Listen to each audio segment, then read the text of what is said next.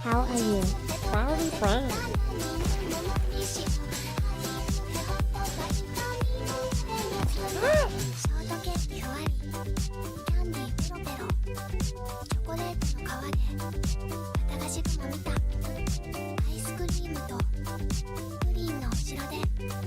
What is that motion? What is this motion? Will we get a Discord server? It's so clean. Thank you for the follow, Sissy. Step 4. A little yoink and twist. Oh my god! That's the horny bell, the horny gong. Sex, sex, sex, sex. I mean, I want to join.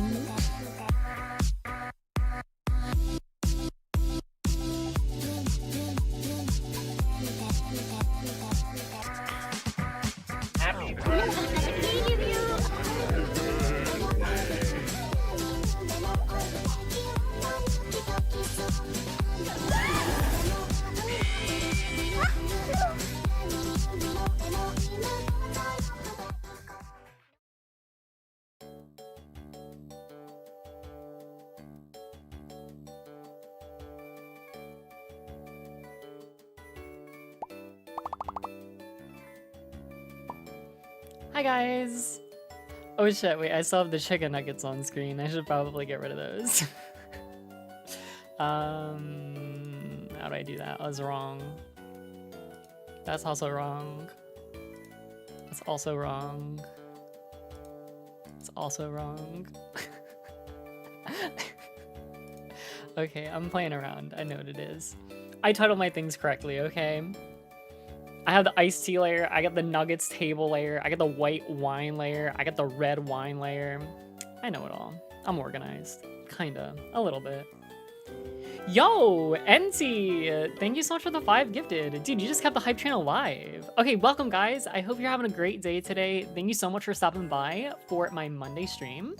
We're in a little bit of a weird place right now because we just hit 100,000 subscribers on YouTube. I was trying to, like, accurately gauge exactly when I was gonna hit 100,000, and I thought it was gonna be Tuesday. So I planned my quote-unquote special celebration stream for Wednesday, but we hit it today. So it's like, do I celebrate? I feel like I'm supposed to celebrate on the actual day, which is Wednesday. And then I also am going to have a continuation, by the way, too. So there's like a part 1 and a part 2 to the 100K special. I did X, I thanked you. I didn't tell you what part 2 is going to be, but I'm just going to list out what we're doing for 100K, okay? Number 1, we're going to be playing FNAF World. I know a lot of people wanted it, and I wasn't going to do it. But, because a lot of people do, I figured, fuck it, we'll do it. Especially because a lot of people that have been following me recently over on YouTube are FNAF fans. And I know also a lot of people that follow me on YouTube like my VTuber stuff. So I was like, I'm going to do FNAF World as a VTuber. I think a lot of people will like that. Number 2, we will be doing an official Glorpy reaction video. Glorpy will be reacting to 14 of the most convincing alien spottings in the world. Number 3, which is going to be the part 2 stream, we're going to be playing with viewers.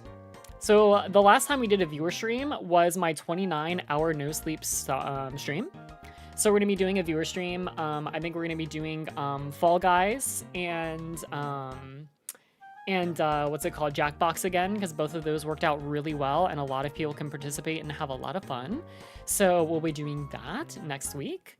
And then number 4, which is like, this was sort of gonna happen anyway, but like basically it's just gonna speed up the process. We're gonna play FNAF Ultimate Custom Night like very soon. So we're definitely a little FNAF top heavy right now. Sorry to some of the people out there that don't like FNAF that much.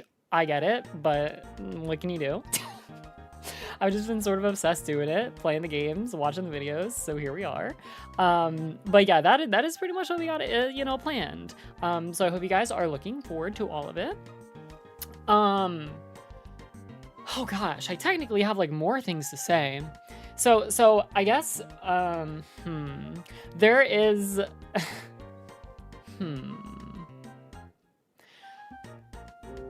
Woomy? Oh my gosh, dude, I haven't seen you in forever, dude. Thank you so much for the resub. Okay, before, hold on, I'm procrastinating here. Let me thank some subscribers. So, Bard, thank you for the 10-month resub. Duder, thank you for the 2-month resub. Specifically tier 3, which is amazing. Thank you so much. Fudge, thank you for the 100 bits. Copper, thank you for the tier 3 resub, 3 months as well. Chips, thank you for the 100 bits. Taku, thank you for the 5 gifted. Draker, thank you for the $2. Of course I'm not wearing a witch hat. Why would I do that? This is not a special day. It's not a special day. Well, it is a special day for me, but it's not a special day for you. Okay, mister? And Macronius, thank you also for the 5 gifted too. And Indo, thank you for the follow. Welcome, welcome. I hope you do enjoy the stream today. Congrats on 100K. Thank you so much. Okay, guys, so I have like, this is like not really news, but like I guess it's kind of news. I'm just gonna tell you. I'm gonna tell you what's on my brain because you guys like when I yap, right? So this is like yap adjacent. Well, it's really just yapping in general. While I yap, because I might yap for like a minute and a half, make sure to continue that hype train because I'm not gonna ask for subs when I'm yapping. All right, so just like hurry up and subscribe. Thank you, I appreciate it. Draker, that is not a subscription, but I will take the $2. Thank you very much. I appreciate you. So, guys, this is gonna kind of come out of left field a little bit, but it's all gonna sort of come back together in somewhat of a cohesive fashion. And again, I'm making this a way bigger deal than it is. It's a big deal to me, I guess, because it's like, it's a choice that I really had to make. Yeah, thank you, Chips. So, as I mentioned before, I'm gonna be going to Japan, and my Japan trip is set. Okay, I don't have like everything booked, but I have the flight booked. And that will be May 10th to the 24th. So that is when I'm going to Japan. Awesome. There are many things I plan to do there. One of the things I plan to do there is drink. Get a little fucked up, all right? I wanna get fucked up with some Japanese people, all right? It sounds lit. That being said, I have not drank for 8 months, which is kind of crazy to say. With that being said, so like I plan to drink when I go to Japan, all right? Maybe you kind of see where this conversation's going. Last weekend on Saturday, right after my Kigurumi stream, I decided to go to a friend speed dating event. So don't worry, your Oshi has not fallen in love, okay? They did not find a partner yet. It's her friends. But I went to this thing, and I met a few pretty cool people. They were actually like pretty cool. Everyone was kind of a vibe, but I met a couple of cool guys. Guys and gals. So I'm trying to plan a get together with them, and you know, we're gonna try and hang out as a little group. So hopefully that goes well. Hopefully I make a couple of new friends. That would be great. I'm sure a lot of you guys know how hard it is to make like real friendships and real bonds, especially with people that actually live near you that you can like drive and visit and see quite often. So I want to do that. I really like hanging out with groups of people IRL, so I gotta make that happen because I am just like, I just got no goddamn friends. So I'm doing that, and I'm planning to probably start going out with those people kind of often, hopefully, if it goes well. Secondarily, I have a childhood friend who I have reestablished my relationship with. Me and her were super duper close from like age 0 to 18. Then we kind of fell off a little bit once I went to college, and we'd kind of always like hang out every once in a while, but like, anyway, point is, we are like genuine friends again, which is awesome. Now, I also told them that I want to get out there and make some more friends as well. So now they want to start taking me to like different events and bars and stuff like that. So point is, I think I'm going on my social arc, and I'm like, you know what, dude, if they want to start going to bars, dude, not that you gotta drink when you go to a bar, you don't got to, but I'm like, if I'm already gonna start drinking in Japan again, I'm gonna start going out and hanging out with people, why not just start drinking now? Honestly, probably smart, because I go out and drink for my first time with my friends, or in Japan, I have no idea how alcohol is even going to affect me anymore. So, point is, I feel like maybe I should get a beer to celebrate today. But I don't know if I should do that on Wednesday for my actual 100K stream, quote unquote, or I just get a beer now because we did hit 100K right now. Does it really matter? No. But it both?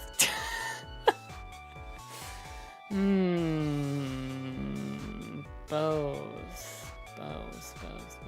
Do you guys want both?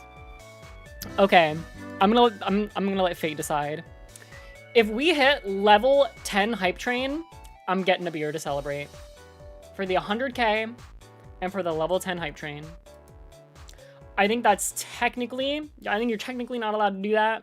I think that's like saying like, give me money and I'll drink alcohol in front of you. I think you're allowed to do that actually. I don't know. But anyway, we hit level 10, we grab that beer, we crack open a cold one, fuck it. Also Jip, thank you for the follow, Hyper, thank you for the follow, and Karm, thank you for the follow, I appreciate it. The Twin Tails are back, don't worry about it. I just stuffed them up in my little head real quick, it's all good. Nazariel's, thank you for the 5 gifted. Oh shit, dude, level 10 is kinda hard to hit. Okay, if you guys try hard enough, I'll get a beer.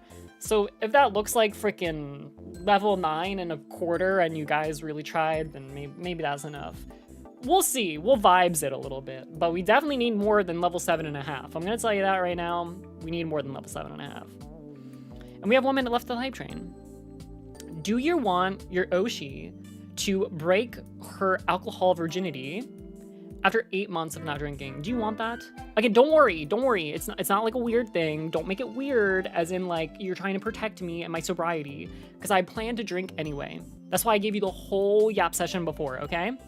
So don't think you're freaking like turning me, and don't think you're making me drink the devil's piss, okay? I'm already gonna be drinking it anyway. I'm gonna be guzzling that. It's whether it happens on live stream or not, okay? That's just how it is. Kickbutts, thank you for the follow as well. I appreciate it. The spicy juice.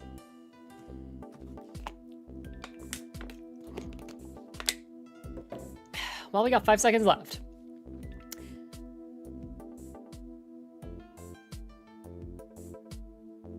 Okay. Well, there you go. Oh my god. Anyway, I guess I'm just gonna be a virgin for the rest of my life. Sorry. I don't know what to say. Cute model, thank you. I appreciate it.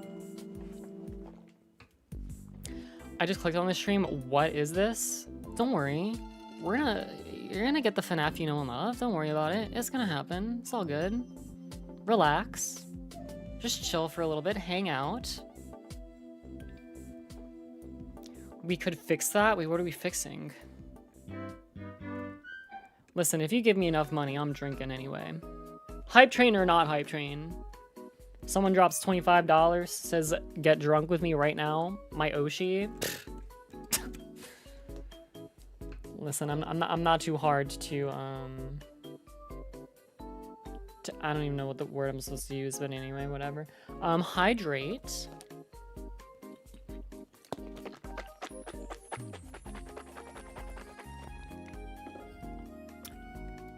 I was about to say thank you. Oh, we have more?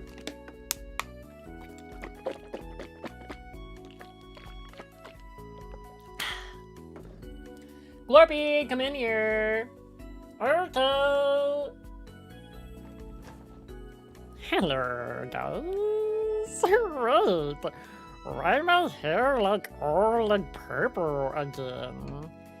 turn it off. Stop this. It makes me feel weird. Alright, I got you, Glorpy. Hold on. Grrr. See, now I have green. So much green. More green than normal because normally I wear a sweatshirt which cover my arm. But now my arm is, you can see it. So now I'm like 80% green. I mean, I'm always 100% green, but you don't see that? Normally. Also Gusta, hello? Real streamer? No, I mean each one like a real streamer. I just like hang out sometimes and say hi to chat because chat's always really nice.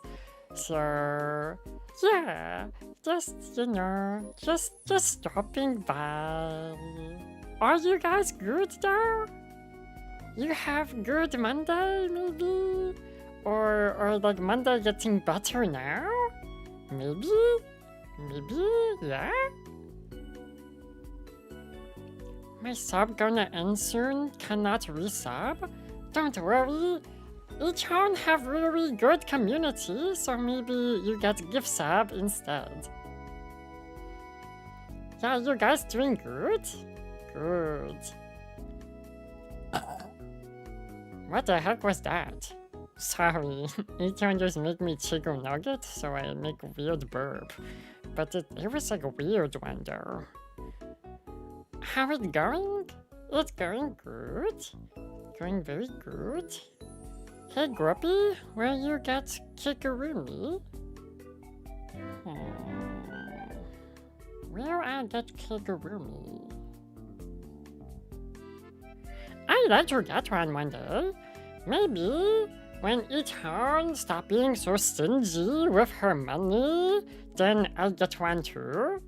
I hope so. Tired but thank you for 4 hours rare. Why are you green? I don't know why green. I just came out like this. So yeah.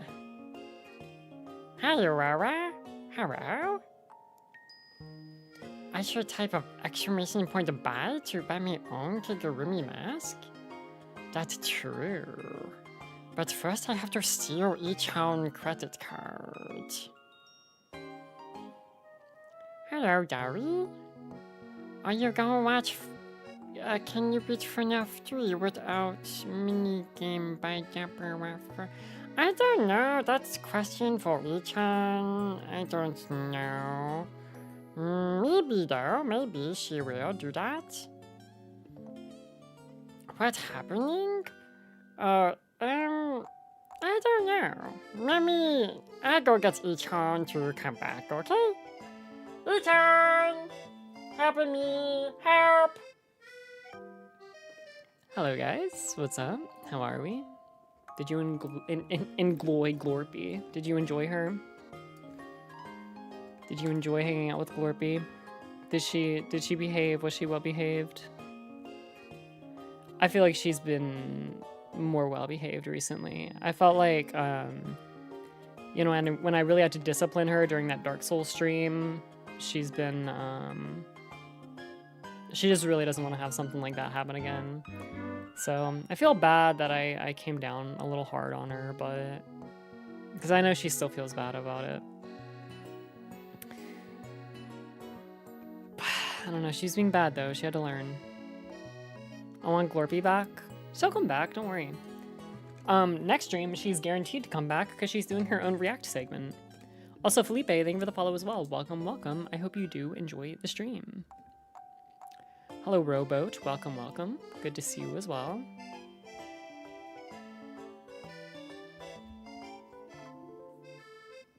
I had to say see you next time in French.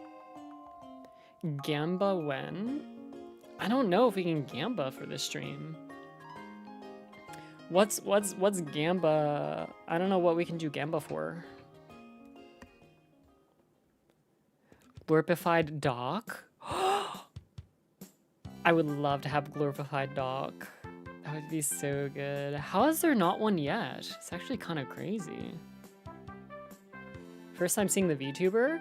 That's kind of nuts, considering I've been doing a lot more VTubing content recently, but I hope you do enjoy.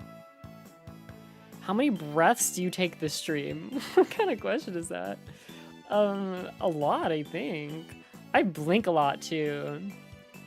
Dude, sometimes people... Well, people talk about my eyes all the time with my VTuber model. And then they talk about how much I blink. I feel like I don't blink that much, but like people talk about it all the times. I don't know. You inspired me to be so much more than what I knew of myself. Thank you so much. Dude, absolutely. Very happy to help. I don't really know what I did, but I'm happy you feel that way, and I'm glad I could help. And you know, I try to bring the positive vibes. You know, try to be uplifting. I do my best. Also, Caesar, thank you for the follow as well. I appreciate it.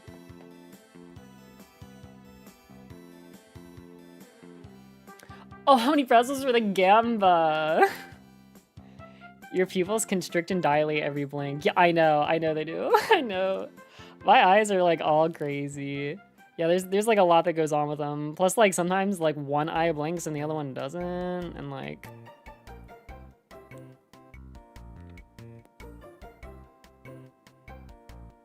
They kind of get all weird. But I like it. I feel like, I don't know.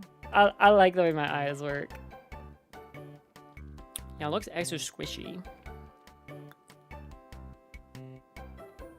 Even though I don't really have like pouty cheeks or anything.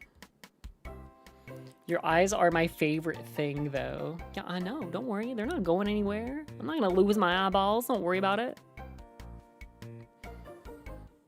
Squinchy. Squinchy.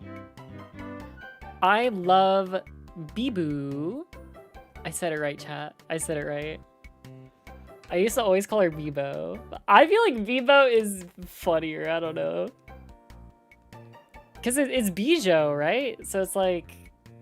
I feel like Bibo just makes a little bit more sense. I don't know. I like it. I like Bibo.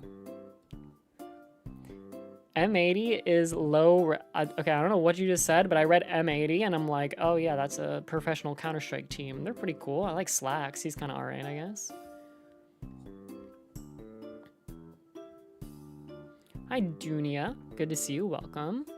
Oh, don't make me bald, man. Now I gotta wait before jumping into my reaction freaking video because I don't want to be bald at the start of my reaction video. That shit is weird.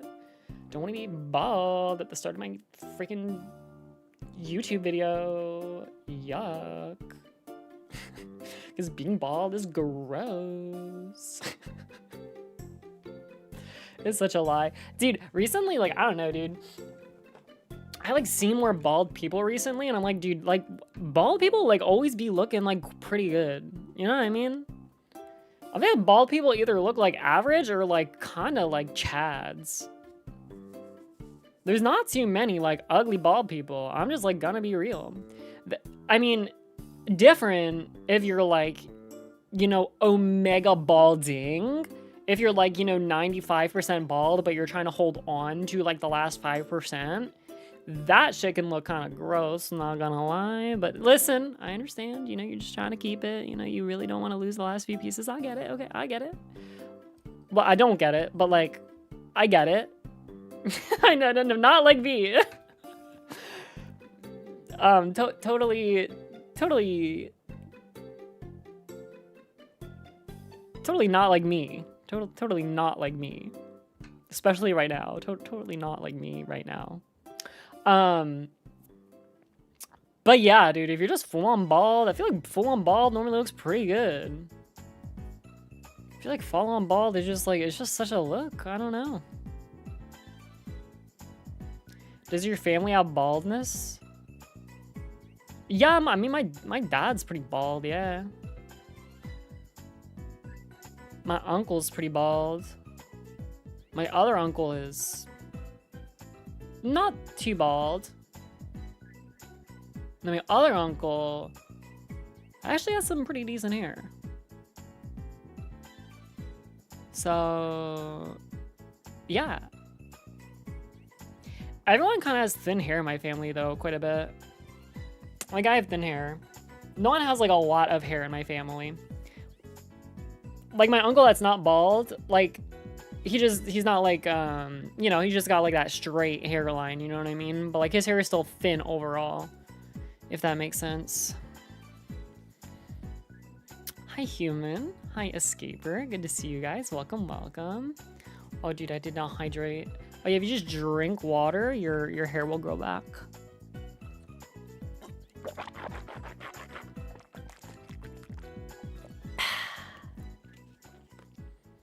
It's as simple as that, chat. Just try it. Just try it if you're struggling with balding. It's not too bad. Pretty easy solution. I like the water sounds. You're welcome. Happy 200K. Thank you. What is this message? You look so beautiful. Also, do you want to watch another reaction video on Moojin? On Moojin? Do I want to watch another video on Moojin? Who is Moojin? You're talking about the guy that does like the drama videos slash like news stuff? I've never reacted to one of his videos. I talk about how sometimes I'll watch some of his videos in private to stay up to date with what's going on in the scene, but anyway, I don't know. Sorry. Can we get a Technoblade reaction? What the hell? I guess. Is that weird? I feel like that's weird. Is that weird? I'm not like hating on anyone that does, but like it seems kind of weird. I don't know. Because I've never even like watched him before. I'm gonna go back and watch a guy that passed away. I actually did see his recent video where like his dad went on like his hard drive or something and found like a recorded series he did with like 20 people or something, and then they like gave it to editors to like commission his POV that was like not used or something. I watched a good amount of that video.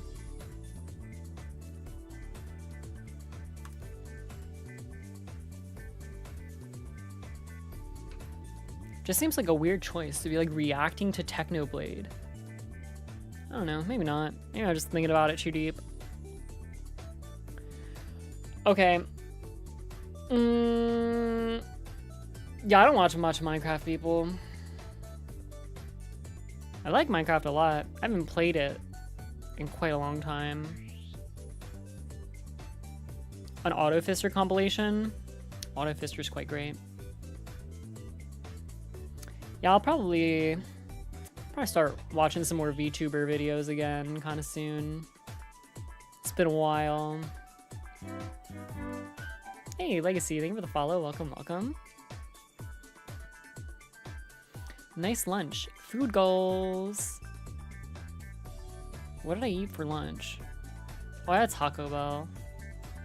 I recently started to get their black bean chalupas. Pretty good, man. Pretty good. Normally I just get like chicken, but sometimes I want to be like sometimes I want to feel like I'm a little extra healthy, and I get the black beans. They're pretty good. They're not bad. But then I also get like a million other things. I didn't like the Luxe box. Is that even how you pronounce it? I don't know. Yeah, the one that's like $9 kind of sucks. I always get the online exclusive box where it's like $6 and it's like just under like $7, and you can get like decent variety of things. But then I also have to get more food on top of it because I eat a lot of Taco Bell. I get so many items at Taco Bell. I usually get like 4 items on average at Taco Bell. Okay, Macronus, no problem. Have a good night. Have a good sleep. Yeah, Taco Bell is super good. Taco Bell is absolutely like goated.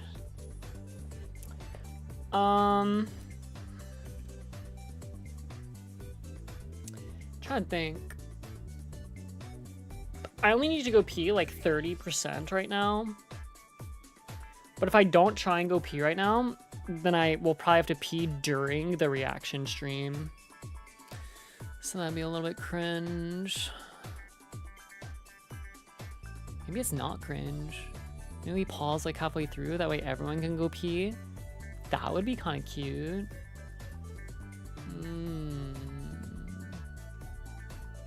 We'll wait for you. I know you'll wait, but like, it's not fun to go pee when you only need to go pee like a little bit. Going pee is more fun when you need to pee like a lot, because then it like feels extra good when it comes out.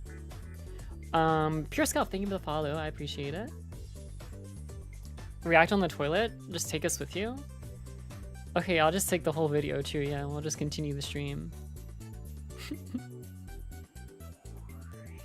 I think we all just need to hold it for a little bit. And then I'll tell you when you're allowed to go pee, okay? Until I give you the okay, you're not allowed to go.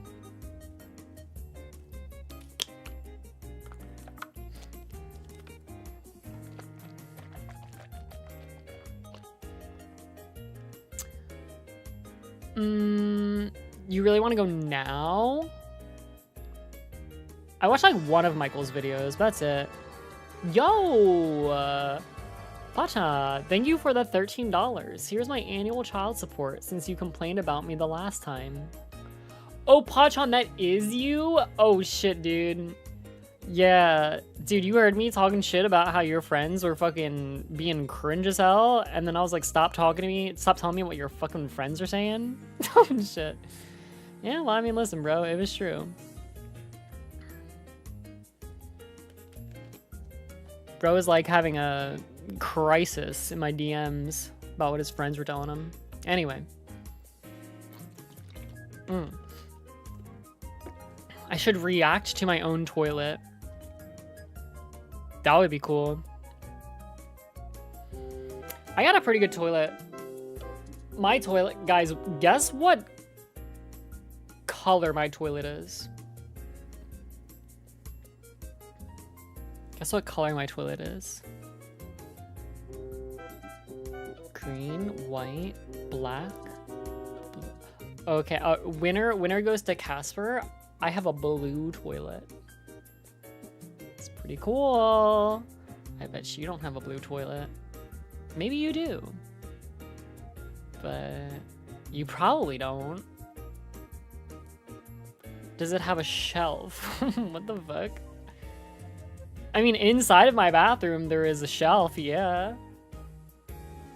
My toilet does not have a shelf attachment. Where would the shelf even go on a toilet? Also, a Rose, thank you for the Prime, and Casper, thank you for the resub. I got you. Thank you so much, guys. I appreciate that. Yeah, the blue toilet is pretty goated, though. The shelf would be in the toilet? I don't even... What the fuck does that mean? What the hell does that mean? I don't know what that means. What do you mean there's a shelf in the toilet? What do you store on it? Frickin'... Your Xbox controller? For when you wanna game on the toilet? Is that what you do, baby? Beans? I don't understand. On God Valid? Okay, I'm right. It's your game console? Maybe you just keep your Switch on it?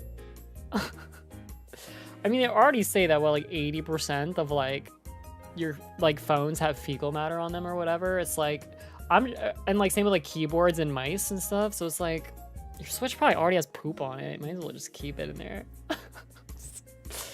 So stupid. That's what I do with my Switch 1. I have a Switch 2 and I just have a Switch 1 now. And I'm like, what do I do with my Switch 1? I put it on my toilet shelf. Duh. Oh my gosh. Dude, I'm really solving a lot of my life's issues right now. Thank you so much, guys. So, you guys are so freaking smart. You guys are so smart, you know that? You're just so smart. Why did you buy the Switch 2? To play Kirby Air Ride with my childhood friend. Leave me alone. Okay? That's worth that. You know those like commercials way back in the day where it's like, you know, they talk about the price of items. It's like, I forget how it even goes, but you know, it's like, you know, $60, $100, $10, priceless. The Switch 2 was priceless because I needed to play Kirby Air Ride with my childhood friend because our childhood game was Kirby Air Ride. So it did not matter. It did not matter the cost. It needed to be purchased. And I'm sure I'll get more use out of it. I mean, right now, like I said, I'm playing like a Mori and stuff like that or whatever. I mean, I haven't been recently, but Cheesecake, thank you for the resub. I appreciate it. Thank you so much. And also, Dat Eat, thank you for the follow as well. I hope you do enjoy the stream. You don't have the shy emote enabled? Guys, if there's ever like a 7 TV emote, that I don't have, but you really want, send me a DM on Discord and I will probably add it. So just let me know. I would say I would definitely add it, but I'm actually full on 7TV slots, so I have to like go in and always like delete something to add something new, which is super annoying. But yeah, I don't know why I like don't have any slots in 7TV. I mean, I have 600, so I mean that's like a lot, but like I feel like most people have like thousands, so I don't know why I'm like getting cog blocked. It's weird. And we're not getting rid of Doc. I think we can all agree on that one though. God, imagine if like the mods were in charge of removing ones and that was the one they chose. God, dude, I'd have their head demodded immediately. Yeah, Joel has to stay too. I love Joel. God, Joel is so fucking cool. So fucking cool, man. I love Joel. Hey, Volvin, welcome.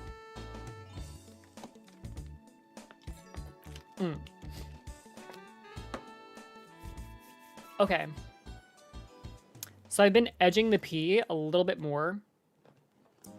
I need to go pee a decent amount now. I would say I need to pee like a decent amount now. So it's like 40%, 45% pee, I'd say. So I think I could probably go pee now. How do we edge pee? You just, I don't know, you just like do it. Everyone can do it.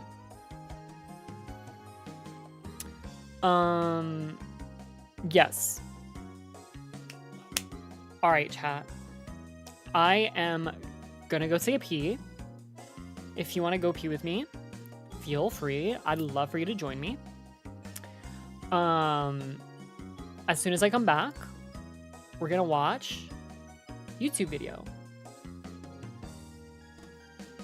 I usually just call it holding it in. Dude, I hate it.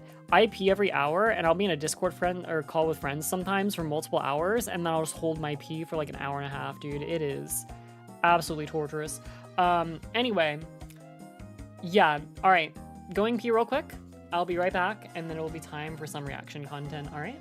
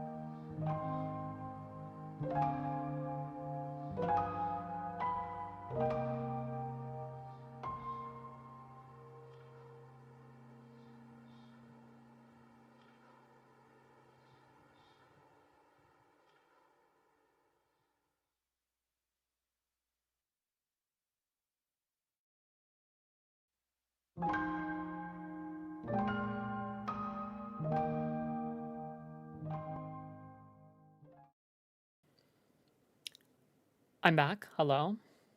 I had like 3 things to say and I forgot all of them.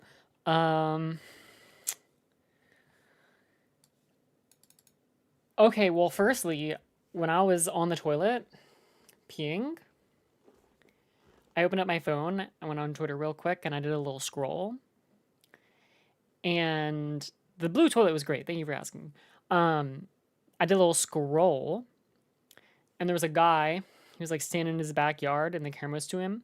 And then there was like subtitles that said like Dragonite use dragon dance, and then he like kind of like, you know, used arm motions to like do that, and then it cuts to a screen of Dragonite, and then Dragonite's like hitting like the Fortnite default dance, and then it cuts back to the guy, and he's like, oh damn, oh my god, and then like it goes back to Dragonite. He's doing orange justice. Oh my god, it was so fucking good, dude. It was so fucking funny. I bookmarked that shit. That was fucking fire. Anyway.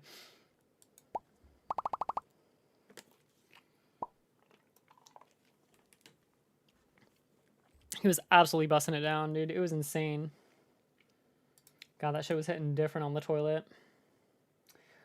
It was so good, man. It was so good. But there was like something else I wanted to say, but I forget. Sounds like absolute cinema. It was so good. It was so good. Oh, here's my chat. Sometimes if I record a reaction video off stream, I have to turn off my chat above my head because usually like Fembot Foxy, normally it's them, they'll just send some random bullshit in my offline chat and then the message is just permanently stuck there the entire time. So I'm like, okay, well, I'm not fucking giving this motherfucker free clout to sit on the screen for the entire hour of my reaction video, so I have to hide the chat. Or it'll just be like doc. It'll just be like a doc spam, and I'm like, okay. I'm not just keeping that for an hour. That is insane.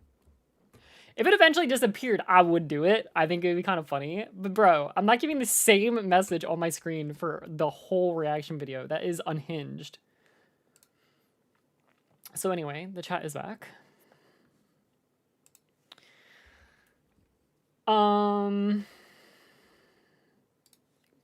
Probably scooched in a little bit. I don't want to ever block chat or the game too much or the video we're reacting to too much, but this is probably good. This is probably good. I've been like resizing my chat and my model quite a bit since I got my new outfit. I feel like it just kind of looks different now. I don't know. Oh, also, Random Dude and Guy, thank you for the follows, guys. If you are still here, thank you. And also feel free to join the Discord server if you guys want. I would recommend it. It's pretty cool. Get notifications when I go live. Awesome community, blah, blah, blah, blah. Anyway, I still don't remember what the fuck I wanted to say when I came back from the pee break. Oh, I remember now. Do you guys ever, like, need to pee? Like when you guys get, like, nervous, does it make you need to pee? Because, like, sometimes I might go pee, and then within, like, 15 minutes, I'll have to pee again if I'm, like, really nervous. Do you guys get that too? Do you ever get that? No? It makes me need to go poop? Okay, well, yeah, I know. That's the anxiety poops. I forget what it's called. I looked that up one time too. Yeah, my anxiety makes me pee and poop. But I don't poop, because pooping, girls don't do that. But, like, I feel it, like, but then it goes into pee, because that's how it works for girls. But, yeah, I feel you on that. Yeah, the anxiety stomachache is so real, guys. Okay, because we're on the topic, guys, that shit, it still happens, but not as much. I'm slowly conquering my demons. That used to happen to me a lot whenever putting on, like, my Kigurumi suit and mask for a while and doing a stream. Because basically my brain would be like, well, you're locked in. Like when you're wearing your suit and streaming, you cannot go to the bathroom because you're wearing your fucking suit. So then my tummy would get all like upset and scared, and then I would just like need to just go to the bathroom. It was so bad. But it's better now. It's better now. Sometimes it still be hitting though, not gonna lie. Anxiety makes your bladder more sensitive. Yeah, I feel that. I feel that. I feel that. Yo, with that being said, sorry, not trying to gross you guys out or anything. Thank you for the 100 bits, by the way, Gray. My Oshi is addicted to Twitter. It's not true. Normally I just look at like cute pictures of Kigurumi or like whatever my VTuber friends are talking about, which is normally not good shit. The same like 5 things get spread around the VTubing community. Like all the motherfuckers talk about the same 5 fucking things, dude. It's like engagement bait. So it'll be like, guys, oh my gosh, like what did you have for lunch today? I had chicken nuggets. And then, you know, there's like 40 replies to 50 likes, you know. So you got like the engagement baiters. Then you got like, guys, I think like Twitch isn't counting my viewers correctly. Guys, I think I'm shadow banned on YouTube. I'm trying to post shorts for once because I'm trying to diversify and bring new people to my Twitch channel, but I think I'm shadow banned. And by the way, like these things can be real, but it's like, guys, if you're seeing this, please say hi because I think Twitter isn't showing my posts to anyone anymore. I'm sorry. I'm not trying to belittle these people. It's just, you know, it's just funny when you see it literally 50 times every single day. It's truly not anyone in particular. Like, just people just do it. I don't, because I'm fucking based. I don't know. Like, I'd never say this to anyone, but, like, just fucking suck it up. Like, I don't know what to say. Like, okay. You know, again, I'm pretty heartwarming. I'm pretty wholesome, right? But sometimes we gotta get a little bit raw, right? Sometimes you just gotta raw dog it a bit. Like, here's the thing. If you're a content creator that's talking about, like, getting suppressed, getting shadow banned, and your numbers going down and everything like that, you're inherently losing the battle. Spend all of that time focusing on just, like, how do you make your content better? Because the thing that I have said a couple of times, and I have said this online, is that everyone loves to blame the algorithm, but here's the thing. The algorithm is supposed to work in your favor. The whole reason the algorithm exists is literally to keep people on their app. And how do you keep people on the app? You give them the best video, the greatest quality video to that person so that way they watch the whole thing and don't leave. So therefore, all the algorithm wants to do is promote the best videos. So if your shit is not getting promoted, it's just not that good. Now, there are some asterisks to that, especially if you're a newer creator or you're in maybe a niche that is very niche. Then sometimes you might have to cook for a while because basically what'll happen is the algorithm would be like, oh shit, this is actually good, but I don't know who to send these videos to. That does happen, and that actually specifically happened to me for a while. Like, my stats were insane. My watch time was insane. My click rate was insane for, like, my TikToks and my Instagram shorts and stuff like that. There was, like, a year that went by where I got, like, no views on that shit, basically. But then all of a sudden the algorithm was like, oh, I get it now. Like, I fucking get it now. So you just gotta, like, nose to the grindstone that shit. Continue to improve your content. Focus on improvement, okay? If you're focusing on, like, the algorithm, I don't know what to say. I don't know what to say, man. You're just like, you're setting yourself up for failure. And don't get me wrong, you can have that crash out sometimes and complain about it, because everyone needs to vent. Oh, here's another thing too. Streamers that have no other support network outside of their chat or just social media as a whole, those are normally the people that are going to be venting about these things, because don't get me wrong, I vent about my fucking numbers going down to friends and family every once in a while. I absolutely do, because it gets you down, right? But, like, keeping that to other support networks outside of your community or online and social media is going to be such a huge benefit to you. If your only support network is your chat, you're so fucked too. It's going to create such an unhealthy dynamic, man. Anyway, okay. Sorry. You guys say you like my yapping? Hopefully that was cool. I got a lot of, like, I'm a content creator, right? So, like, I have a lot of thoughts and opinions on creating content as a whole that I don't normally share. Because, like, why would I? Shut the fuck up about this high YouTube. Yeah. Imagine the YouTube video actually does start with all of that. That would be so fucking unhinged. How to become Mr. Beast? Well, this is not something that I really follow because I very much like am isolated in my own content creation. But if you find other content creator friends, oh, that shit is gonna make you improve so much faster.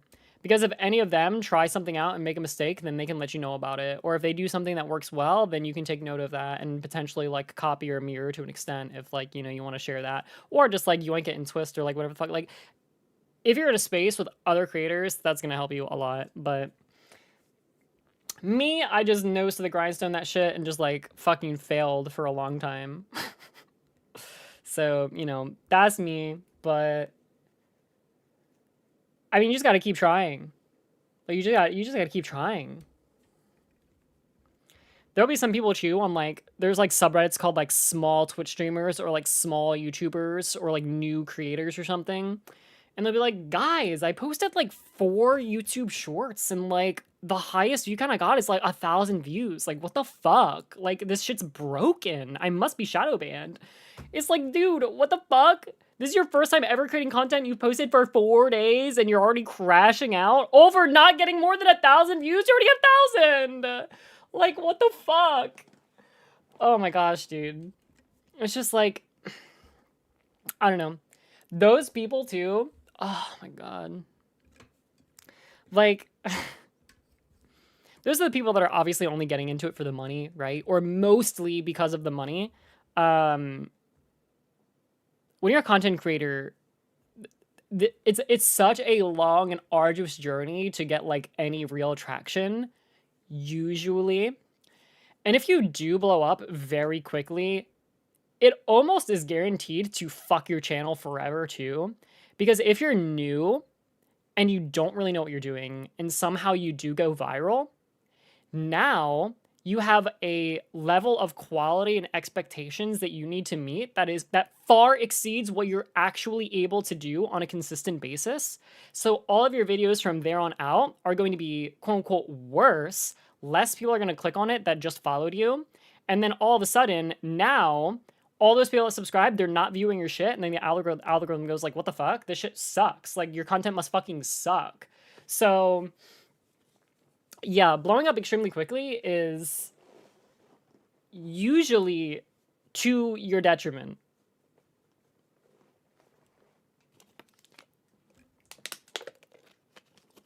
Kind of depends, but yeah. Okay. Do you want to watch this video now or what?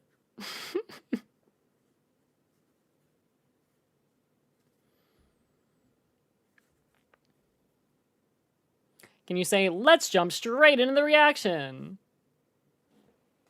No. Yap some more.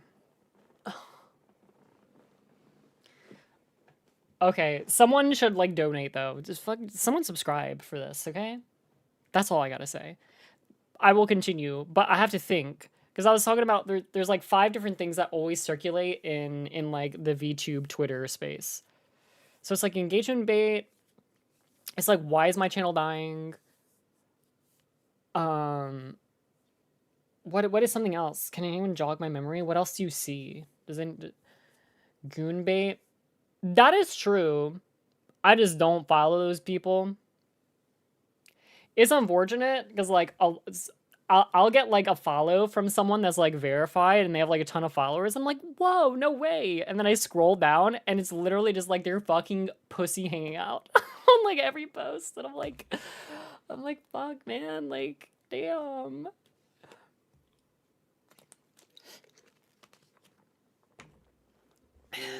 Hello, Darkness. Hello, Sigma.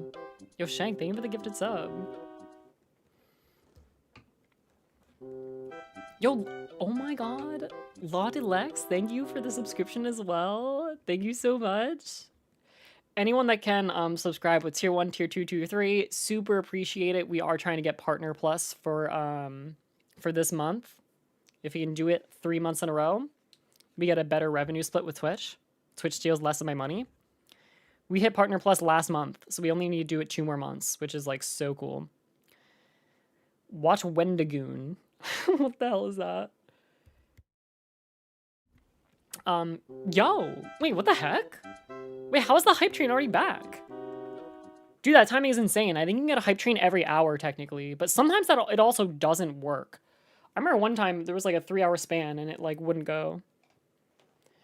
All right, guys. The hype train is back. If we get back to where we were, if we get to level 7 hype train, I'm grabbing a beer. What is this stream? You guys like this? You guys like what's happening? This is good, or... I'm like really... Hopefully I have enough time to watch this freaking video. This video's long, man. Might have to like pivot to the offline reaction like I did for the other thing. Chris says, thank you for the prime, though. I appreciate it. 10 months. And Poro, thank you for the prime. A new prime. Let's go. Chip, thank you for the 100 bits as well. So what other common things you see on Twitter? I feel like I gotta pull up Twitter and try and like look myself. Like, oh shit, dude, I pulled Twitter back up and I saw the Dragonite dancing thing again. The swords dance, it's so good. It's so fucking good. Drama, oh my god, so good. Drama. Yeah, that one's kind of harder to like sort of touch on in like a catch-all kind of thing. I mean, I just personally don't want to get into drama. Just like not, I don't know. Like, by the way, guys, if you want to be a content creator, probably the easiest way to grow is just to get involved in drama. Which is probably why a lot of people do it. That's also why, like, what do they call it? It's like, oh, they call them, like, fucking grifters or whatever, right? Sorry, I'm, like, so not in this space, so... but yeah, it's like, I think a lot of the people that, like, start shit online don't fully believe in what they're even saying a lot of the time. If they're content creators. If they're, like, a random with 5 followers, they probably fucking mean it, but, like, dude, they gotta chill. Actually, speaking on that, so I follow the Super Smash Bros. Melee community. I have since I was a child, and I don't follow it as much because, unfortunately, the way that they handled Hax's death was just so sad, and the fact that it got to that point is just so depressing and demoralizing, and just like makes you lose hope in the world to an extent. But oh god, now I'm just thinking about that. Shit. Oh yeah. Right now, like, the current discourse in, like, the Smash Melee community is they're like, yo, we need, like, top players to be active on social media and, like, shit-talk each other and, like, care about winning and be like, your playstyle is trash. Yo, why are you using Z-Jump? That's your pussies. That shouldn't even be allowed. Yo, get rid of your notches. You can only do good Firefox angles because you got fucking notches, which shouldn't even be allowed. Fuck you. Like, basically, the community wants top players to just have beef. And I do agree, it would make viewing all of the events way more engaging. Because now it's like, oh shit, dude, now I got the salty sweet. Now it's like, dude, there's a bloodbath out there. Like, now you root for people even harder. Because you, like, choose a side, and you're like, oh, dude, yeah, I believe in this person's ideology a bit more. Like, let's fucking, like, I hope they destroy the other guy. Anyway, I get what they mean. I think having some more beef in the community, as long as it's playful, obviously. Like, if people are actually, like, genuinely mad at each other and don't like each other, that's crazy. But, like, if you keep it at a healthy level that stays in the game, I think it's good. But, anyway, point is, even though the community wants that, even though that's the common sentiment, they are actively working against that, and they don't realize that they are the reason why it doesn't happen. And this is not just the Melee scene, this is the internet as a whole. But, you know, I've talked about this a bit before, and this is not a new realization. I'm sure everyone realizes this, but like, God, I'm yapping like crazy.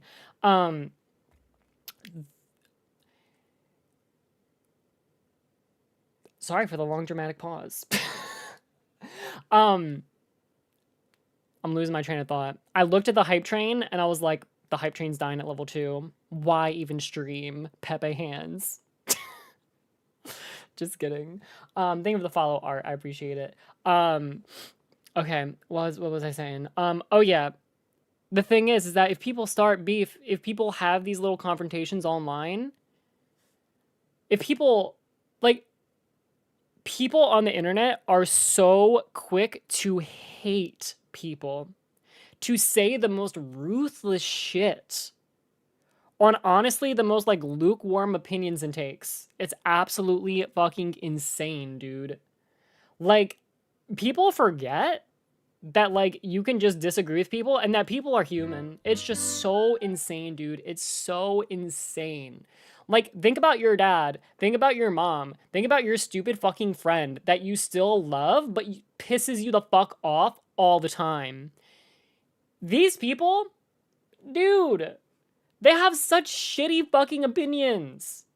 They say kind of fucked up shit sometimes, but it's okay. It's totally fine. It's all good. But you do it online, oh man, you just get torn apart. You get torn apart, man. You just absolutely get torn apart. So anyway, all right. Joktua, thank you for the follow. I appreciate you. Thank you for the support on the second hype train. That wasn't even really supposed to happen. I appreciate you guys. Thank you. I think it's time to actually do our reaction video. I think it's time.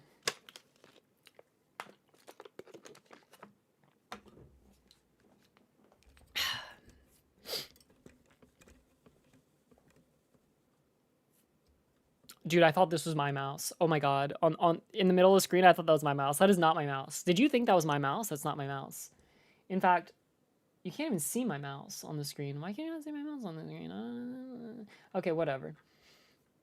That's not me, bro. That's not me.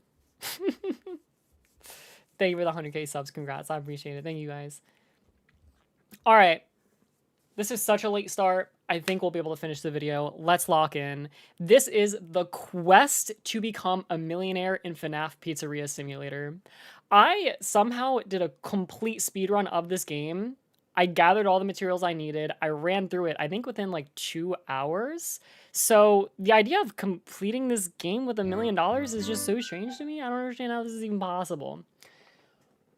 When I played FNAF Pizza Sim, I think the most amount of money I had on myself at any time was $40,000. Bruh, how do you hit $1 million?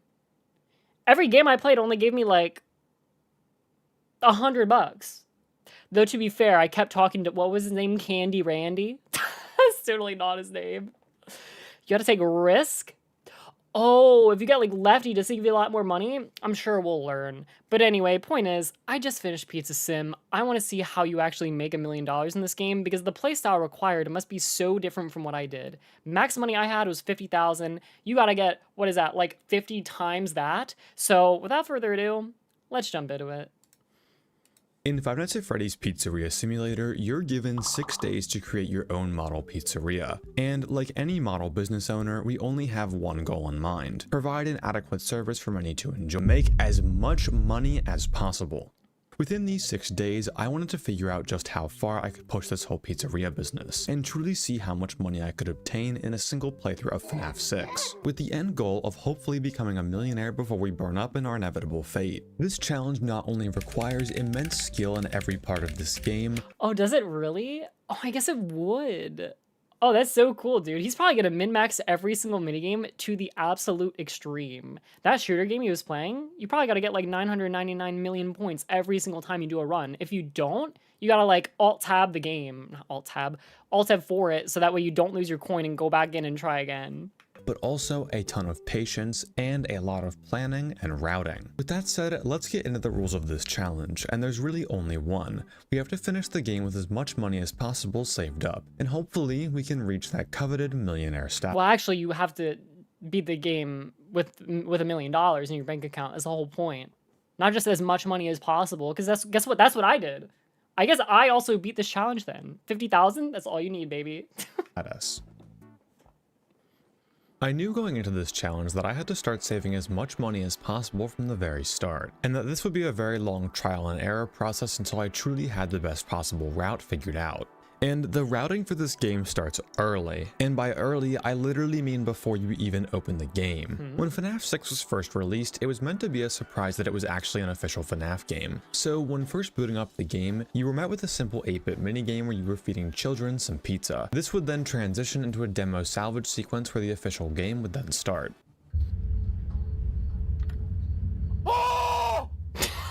Typically, you're given $100 in starting cash on the Damn, dude, I didn't even react like that. Gosh. I guess I'm just like not cool like that.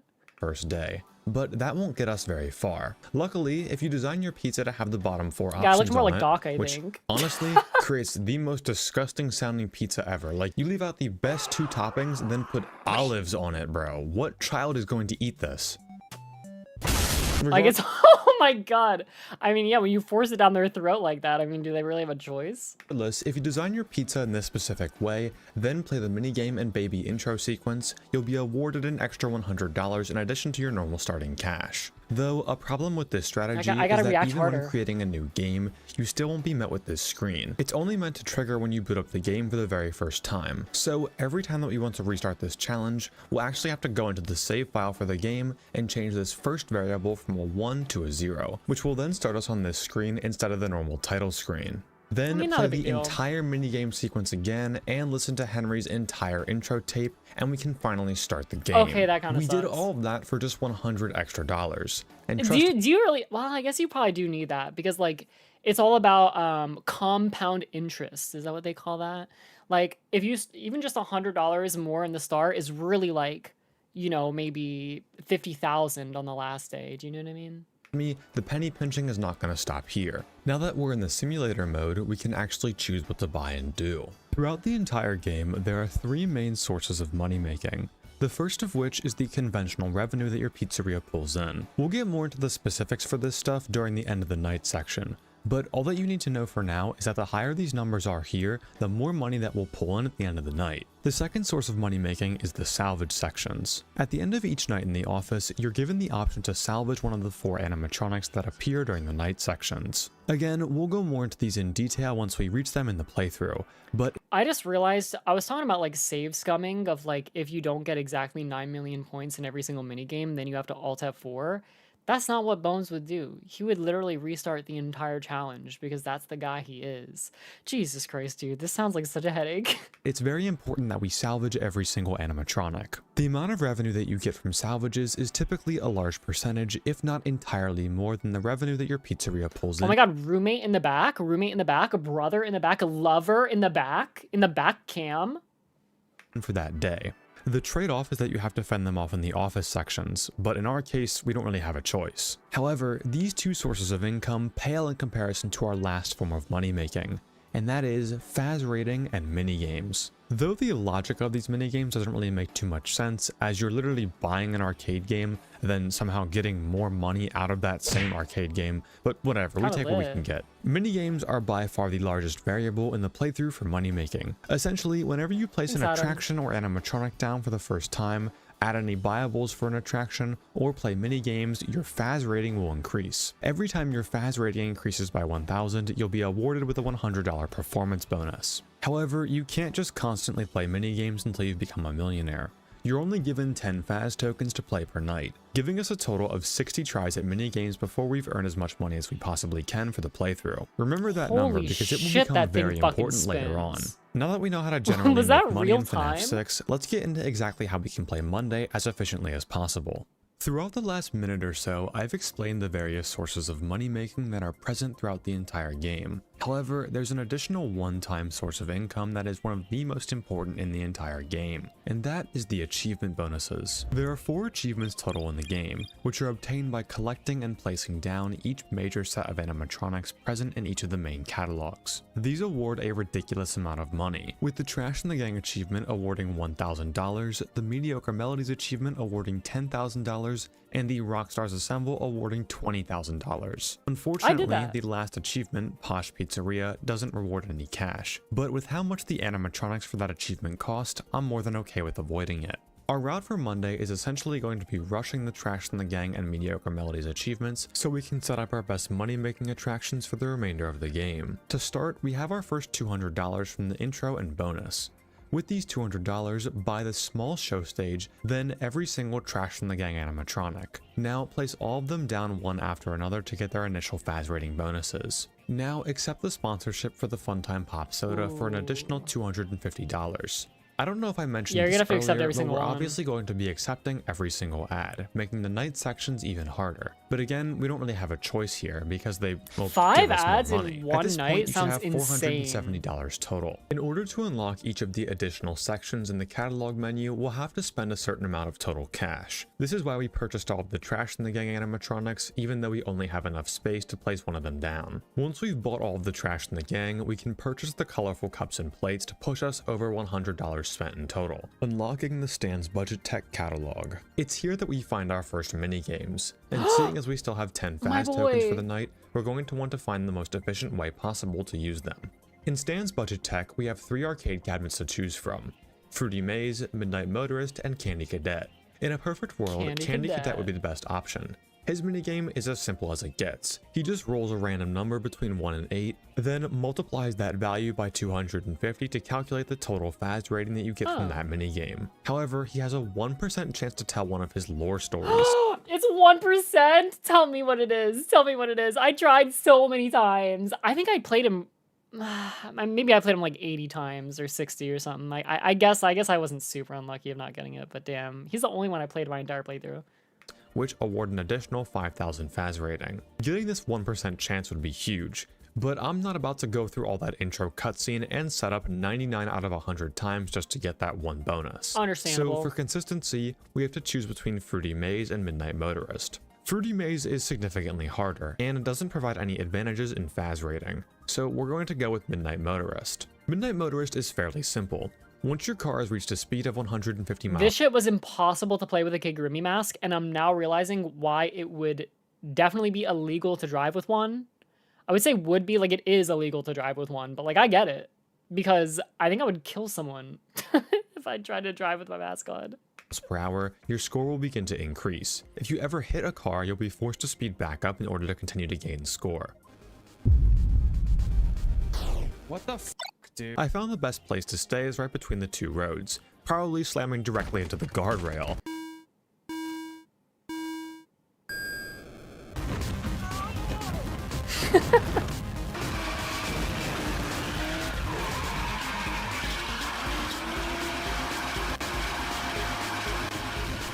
As it gives you the most direct movement options. If you manage to not hit any cars throughout the entire minigame, you can get a perfect score of 2,774, usually rewarding $100 to $200. We'll have to play Midnight Motorist 3 times in order to get our next minigame upgrade. If you get hit, don't panic. Unlike some other minigames that we'll get to later on, Midnight Motorist isn't very punishing when you get hit, with you only losing about 100 score or so. Once you've spent 3 tokens on Midnight Motorist, you should have enough money to unlock the next catalog. We're going to do this in a similar fashion to how we unlock Stan's Budget Tech, by buying the small stage and some animatronics that we're going to place down, though you should be careful with who specifically you buy. I've added a total spent counter here for reference. In order to unlock Smiles and Servos Inc., you have to spend a total of $1,000. So purchase the Sturdy stage for 1 animatronic, then buy Mr. Hippo, Ned Bear, and Pig Patch, which pushes us just over 1K. Even though she's required for the achievement, we don't want to buy Happy Frog yet, as we'd be overpaying to unlock Smiles and Servos. Now, place down the 3 animatronics that we just purchased. I still have no idea who those animatronics are at all, because this is the first time I've seen them. Are they like in the comics, or like... I feel like I like missed out on something somehow. Hey, Dark Boy. If you've done everything right up to this point, you should now have $590, which will be enough to buy our next minigame that we'll be using for the remainder of the night. And that minigame is Fruit Punch Clown. Oh man, Fruit Punch Clown. I'm gonna come right out and say it. I'm sorry to all you Spiff fans, but I hate this minigame. Yeah, this shit looks Maybe it's kind of because fun. I've been brain rotted beyond belief by playing stuff like UCN Deluxe all day. Oh my god, wait. Oh god, is this what I have to play as my next game? This shit looks like AIDS. Thank you for the follow, Dark Boy. No way! Wait, he's like, you Pierce? That's my favorite Playing guy. Fruit Punch Clown for this challenge has been one of my worst gaming experiences probably ever. If you don't know the horrors of Fruit Punch Clown, let me cue you in. You control the aptly named Fruit Punch Clown, which has a scare radius that's displayed by this circle here. Now, there are 9 children that you have to scare total, with each child rewarding 200 points if you catch them in your radius. However, if you're able to scare all 9 children, you'll get the perfect bonus of 10,000 points, equating to a full $1,000 in cold hard cash. Nothing that can be obtained this early in this game is anywhere near as lucrative as Fruit Punch Clown. The downside, of course, is that getting perfect scores in Fruit Punch Clown takes so much time. Throughout all the different minigames in Pizzeria Simulator, Solly, thank you so much for the raid. I hope your Dark Souls has been going well. It was really fun watching you last night. Thank you so much for the raid, and of course, if Miles could do a little shout out, I'd really appreciate it. We just started watching the Quest to Become a Millionaire FNAF Pizzeria Simulator. So if you've seen Pizzeria Simulator, that's cool. If you haven't, it's probably fine anyway. Basically, you just buy different items, you grind them, you play some games, see if you can min-max. This guy is like one of the best video game players I've ever seen, dude. He locks in. So if you want to see a sweaty gamer play some FNAF, perfect for you. Otherwise, if you want to log off for the night, understood. But thank you so much. Thank you so much for the raid. I hope stream was super fun for you today too. the code for all of them is very basic, with most of them being 70 to 80 lines at most, and Fruit Punch Clown is no exception. See, the biggest problem with this minigame is that each child's movement is completely random. At the start of the minigame, each individual child will choose a random direction to start moving in. Once a child picks a direction, they'll then choose one of 3 speeds to move. They can either be stationary, move at 10 pixels per second, or move at 20 pixels per second. Dude, the fact that it's per pixel. Then, once they get close to an edge, they'll turn to face the opposite side. This is happening for each child individually every single second. So you're entirely at the mercy. And the fact that some of them freeze, like, I could imagine you get all of them, like, right in the circle. You're waiting for, like, the guy on the hard left to go in, and then right when you hit spacebar, the other motherfucker just moves. Oh, this actually looks so rage-inducing. It's insane. Mercy of RNG for how many openings you'll have to catch all 9 children. You could either have to wait 20 minutes or 30 seconds in order to get an opening. 20 minutes? Excuse me, he just said you have to wait 20 minutes to even have an opportunity? Bruh, I'm killing myself in Hypixel. Exactly how long it takes to win, It's Taken actually did some simulations on how often a winnable scenario would come around. Over the course of about an hour, he came up with this data. But a large portion of these windows for a perfect score are only about 1 to 5 frames, which when you're playing for multiple wins in a row, isn't a good idea to go for. 1 to 5 frames? 20 minutes, that's like 5 ramens cook time? Man, if you did have to cook 5 ramens, how would you do it? How many do you think you could fit in a microwave and have them still cook out pretty good? I've only ever made 1. And then, like, sometimes I'm like, oh, I'm still hungry. And then, like, maybe I'll make a second one. But that's, like, after I decide I want a second one. You know what I like doing? So my family always does pizza night. So pizza night is every Friday night. So normally what I'll do is I'll have pizza Friday night.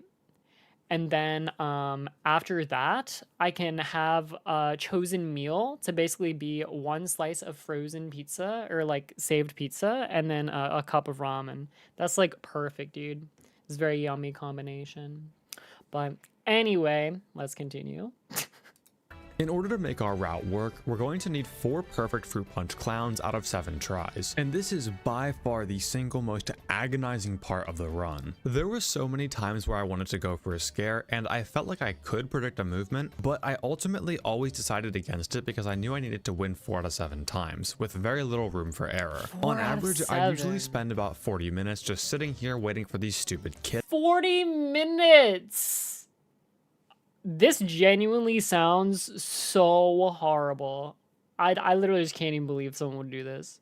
Is to line up. See, in challenges that I've done before, it's one thing to have a boring start, like in FNAF Lock, where I died. I just played that. I mean, I just watched that. I wish I could say I just played that. I literally just watched this yesterday. So much on Aggressive Nightmare that it made up a disproportionate amount of the total playtime. But at least in Aggressive Nightmare, you were doing something. In Fruit Punch Clown, you literally just sit here and wait and wait and wait. Listen guys, sitting here and waiting for hours and you're waiting and then you might not even get any payoff, right? Because you could just hit the spacebar at the wrong time still. and hours on stuff like Fruit Punch Clown can be really tiring. So if you want to make this guy here really happy, please consider subscribing. But of course... Also, he did just show Cuphead. I'm considering playing Cuphead for the first time. Would you guys want to watch that? Because I might start that shit like right after FNAF World or something, or maybe even in tandem. I don't know. Let me know. But I've never played it. I've never played it. Of course, only if you're enjoying the video. And as you'll see later, it's not like this Those are a lot challenge is of a one yes. and done, free one attempt challenge. We're going to be restarting quite a bit. So adding on 40 additional minutes to the attempt counter every single time definitely isn't gonna help. Honestly, if you're watching this on YouTube right now, your yeah in the comments for me playing Cuphead doesn't count unless you come to my Twitch chat and say it, okay? So the link to my Twitch channel is at the top of the description. Come say it in my Twitch chat. You won't, bitch. Just kidding. I really hope you do. I would appreciate it a lot. Thank you. I don't really have too many tips for Fruit Punch Clown. Your vote does count on YouTube. I'm just trying to like guilt trip you to joining or like holding you hostage or something. I don't know. Anyway, can you just like please come by and hang out? Thank you for the follow feature.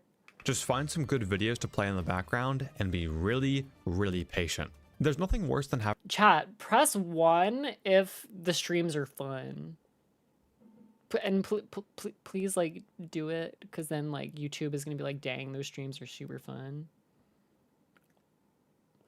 So wow, that's a pretty good amount of ones. That's, you know, really kind of speaks for itself.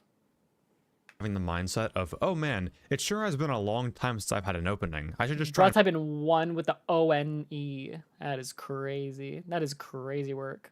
predict one. Then after the 20 minutes that you've been waiting for an opening, you get a 1400. Take your time, try not to fall asleep, and eventually you should be out of the Fruit Punch Clown's hell. Now, depending on how patient you were, you may have enough money left over so that you can start our next big minigame early. But in order to even get there, we have to do some pizzeria upgrades. First, upgrade the pizzeria's floor plan twice. This costs a hefty $12.50, but it's required to unlock the final show stage upgrade. Now, buy the large show stage and the sides. Oh my god, that's the YouTube comment I always get. Are you focused on the video? Says YouTube chatter. Yes, I am. Yes, I am. I can multitask. I can yap and pay attention. Absolutely. He said 4 out of 7. Or shit, he said he nearly got 4 out of 7 for the perfect scores, right? 20 minutes maximum. 1 to 5 frames for the first couple of attempts, so normally don't go for those, and he ends up waiting on average 40 minutes per night when he has to do this. Yeah, I fucking pay attention, okay? Yes, I do. Thank you. Stage. This will allow us to place down 5 animatronics at the same time, which means that we can now start getting achievements. Now, place down all of the Tracks in the Gang characters that we have already bought to immediately get $1,000 in our first achievement. I feel like I'm beefing with YouTube chat. I'm so sorry. And also, if you want to watch the YouTube live streams instead, that's okay. You don't gotta come to Twitch. Just hang out on YouTube. It's all good. But just like watch me live one day. achievement. With trashing the gang down, the mediocre melodies achievement is our next goal, and you would think it would be an easy one to get right afterwards, as they're all in the second catalog. Well, all except for one. I guess Orville thinks he's special or something, because instead of being in Stan's budget tag like the rest of the mediocre melodies, he's sitting all the way in the rare finds auction for a whopping $4,100. Maybe this is why he's so much of a pain in UCN, he's just that much more advanced. Orville is pretty much the entire reason that we had to grind Fruit Punch Clown, but I'm surprised he hasn't mentioned like restarting for like discounted products and stuff like that. Because as far as I'm aware, all it does is heighten the risk rating. Ooh, actually, I guess that's not good though, because then you can get sued more often, which does cost money. So I guess it kind of evens out. I don't know. at this point, you should have enough money to purchase him. After buying the large stage upgrades, you should be right on the cusp of unlocking the rare finds auction. So buy Happy Frog, then if you have enough, purchase Orville. Unfortunately, in all of my runs, I was far too impatient with Fruit Punch Clown to ever have enough to get Orville on Monday. So I had to get the revenue from the night section and salvage first before I could buy him. Speaking of which, we should probably talk about those. The first night section isn't too special, as no animatronics are even in the building yet. Just make sure that you don't buy any PC upgrades. As a general guideline for literally everything, if you don't absolutely need I wonder if we saw Dragonite doing Swords Dance. That's the best short. it to finish the game, and it won't make you any money in the future, we're not going to buy it. What's more important are the salvage sections, especially this Molten Freddy salvage, as this 500 right here can determine how many fast tokens we'll have to spend in subsequent nights. All salvages really are is a giant progress bar, with the animatronic that you're salvaging getting more aggressive as the nights go on.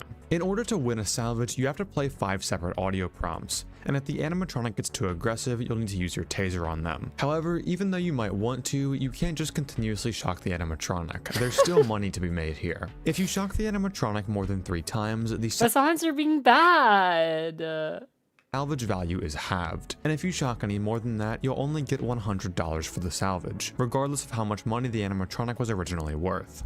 So you want to play the tape for as much as possible while shocking the animatronics as little as possible. Thankfully, the animatronics give many different tells for when they're about to attack, so you know when to shock without wasting your taser. First, each animatronic has 3 separate visual stages that they'll progress through as they get closer to attacking. In order to see these visual stages and to progress between the 5 different audio prompts, Oh dude, Lefty is so hard to tell. Oops, crap. Dude, bro looks like kinda the same a little bit. I was shock spamming this guy because he was just freaking me out, man. I could never tell.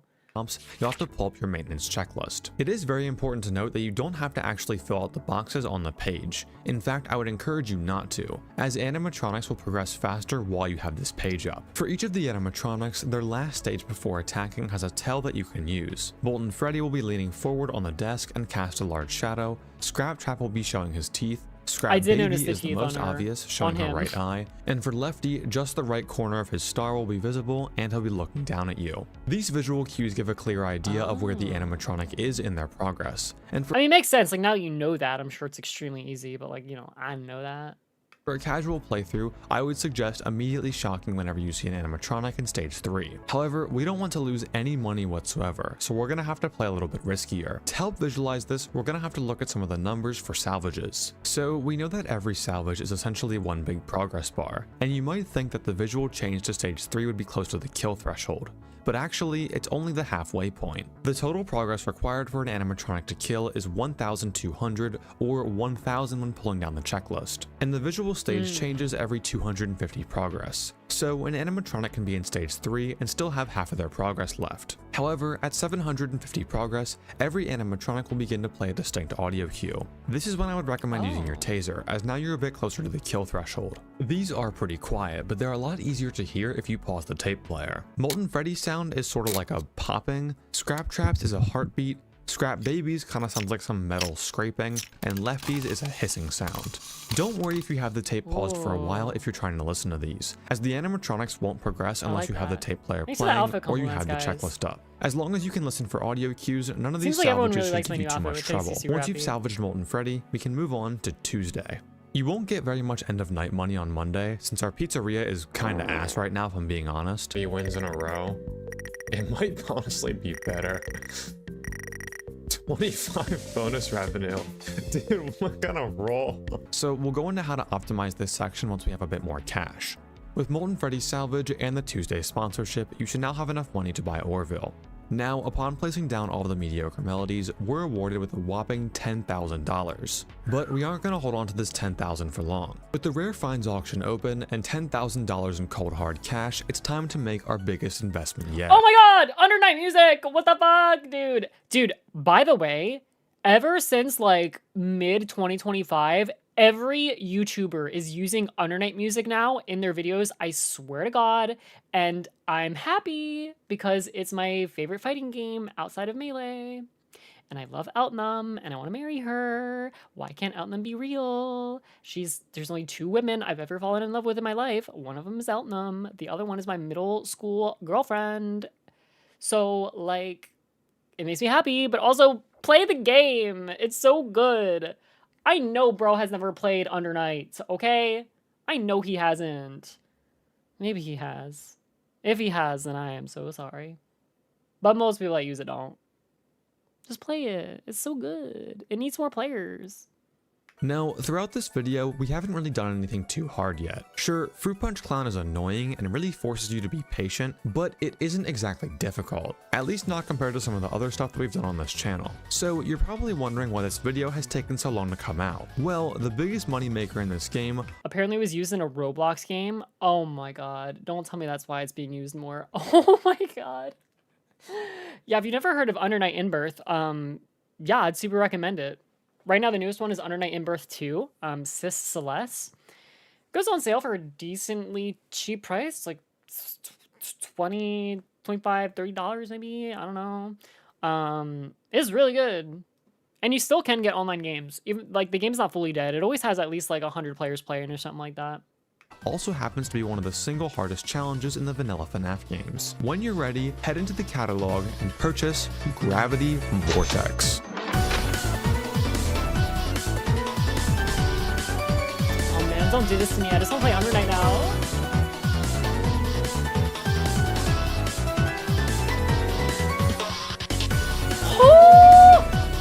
Or they need to follow.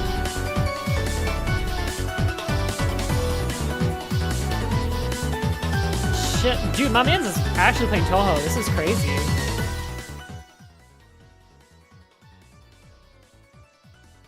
Now, a lot of people seem to think that Fruit Punch Clown is the highest source of income in all of Pizzeria Simulator, but this actually isn't the case. Unless you're getting literal 1 in quintillions of odds playing Prize King, playing a perfect Gravity Vortex game will always award you the most Faz rating and cash compared to every other minigame. On average, a win can range from 26k to 29k, so that's about $2,700 every single time that you get a win. Whereas Fruit Punch Clown is only getting you about 1.1 thousand and takes so much more time. Now, of course, like with all get-rich-quick schemes, there is a catch. Do it. You do it. No, you do it. Hot to. You gotta put like an emphasis on it, like to. You know? And that catch is that Gravity Vortex is hard as hell. You could honestly make a case that despite only lasting 1 minute and 30 seconds, Gravity Vortex is more difficult than all of the base game max modes with the exception of SL 1020 and 5020. And once you start trying to get multiple wins in a row, the difficulty just gets worse and worse. In Gravity Vortex, we play as Helpy in some sort of space pod, and this space pod is not durable whatsoever, as if you get hit even once, Helpy's ship will explode and you will lose the minigame. In Gravity Vortex, we'll have to face off against 4 different kinds of enemies. These are Balloon Boys and their respective heads, JJs, and the final Brow Boy boss. Defeating each of these enemies will award you with a different number of points that will go towards our overall Faz rating. And seeing as that Faz rating is what determines our cash, we want to get as much as possible. Upon first playing Gravity Vortex, you may think the game just randomly spits enemies at you until you've eventually defeated enough to trigger Brow Boy and win the minigame. But in reality, the minigame is actually split up into 5 different stages, and these stages won't progress until you've fully eliminated all of the enemies from the previous stage. Stage 1 is made up of 3 Balloon Boy enemies. Despite being the fodder type of enemy in Gravity Vortex, Balloon Boys are far and away the hardest type of enemy to deal with. They'll shoot projectiles at you constantly and home in on your position. And when given bad spawn RNG, which we will talk about later, trust me, I got some beef with Balloon Boys, they can essentially close you off and force you into unwinnable situations. This is made even worse by their death animation. When a Balloon Boy is destroyed, they split into a bunch of different heads that go flying in every single direction. This would be okay normally, except for the fact that the Balloon Kid heads will fire the same projectiles at you at the same rate. So if you don't take these heads out fast, they'll fill the screen with projectiles and you'll have to use some insane bullet hell skills to find a pathway through. Though in stage 1, with only 3 balloon boys, it isn't quite enough to overwhelm you, and you can quickly dispatch these first 3. Phase 2, however, is considerably more difficult, and is actually the most RNG based phase in the entire minigame. Instead of 3 balloon boys coming at you, 7 will spawn in quick succession, and if you're not careful, they can very easily overwhelm you. Phase 3 introduces the JJ enemy, with the entire phase just being one JJ. JJs will move towards you at a much slower rate than balloon boys, and will fire bullets in all directions instead of directly homing in on you. Once a JJ takes enough damage, it will then pop into 3 balloon boys. Phase 4 is by far the hardest phase. In this phase, 5 JJs will spawn in one after another.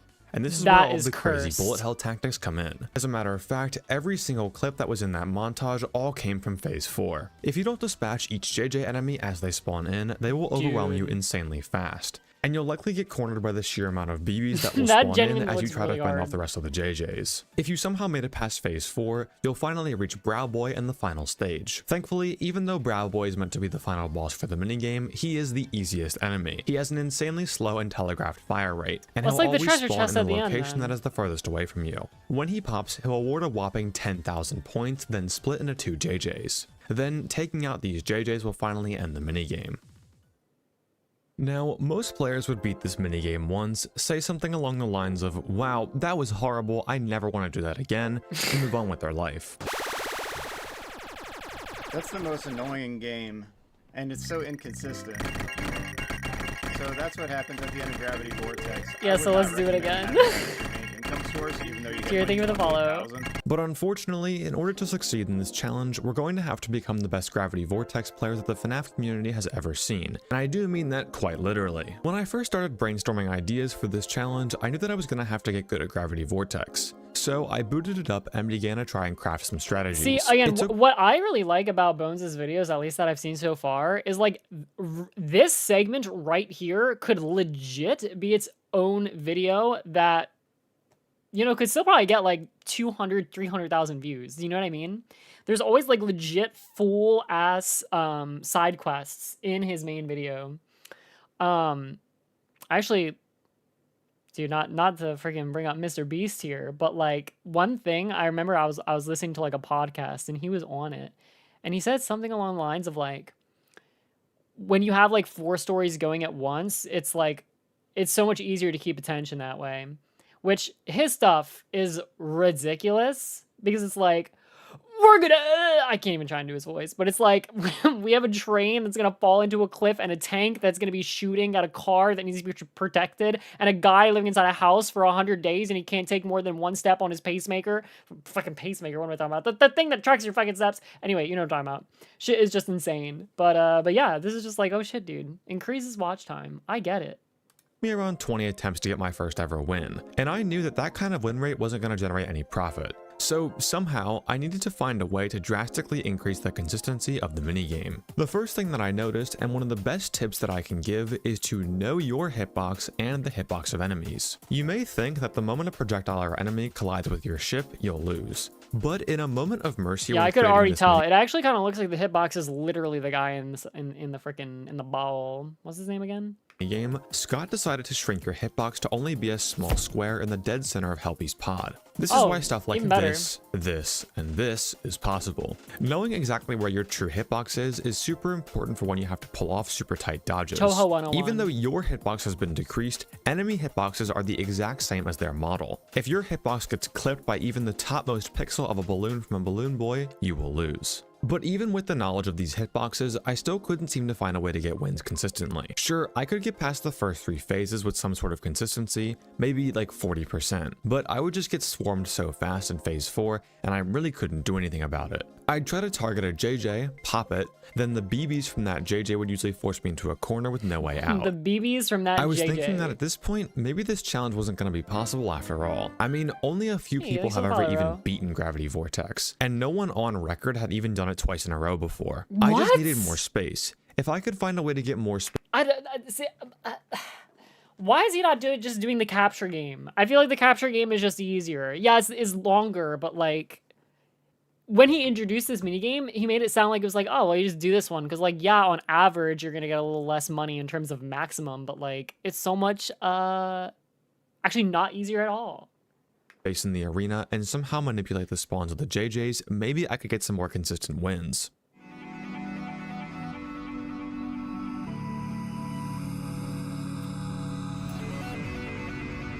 So I thought and thought, and eventually an idea came to me. A series of games that I've held near and dear to my heart for nearly 10 years at this point is Call of Duty Zombies. I've never made a video on zombies because honestly, I could never find anything that would be worthwhile to do in it for this.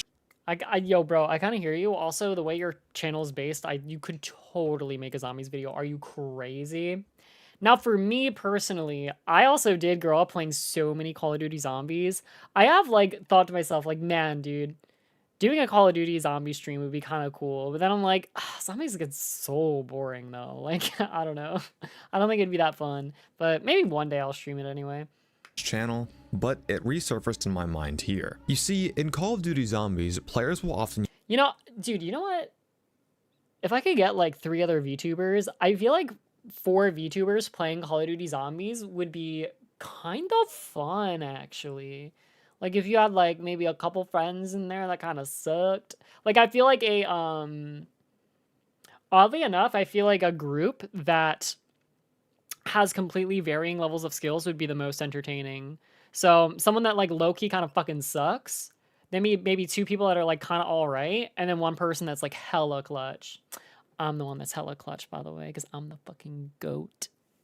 Use a method known as training to survive longer into the rounds of the game. Why is it called training, you ask?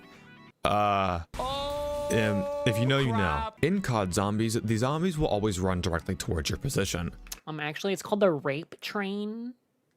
So if you ran around in a circle while dodging the incoming zombies, you could hoard them up, then take them all out as a group much more efficiently. So seeing as the JJs try and track your movement, I was wondering if I could apply this same kind of tactic here, and it turns out this was the first major step in increasing the consistency of Phase 4. Instead of just playing as aggressive as humanly possible and hoping for a good JJ spawn pattern, I'd bomb rush the first JJ and then destroy its BBs.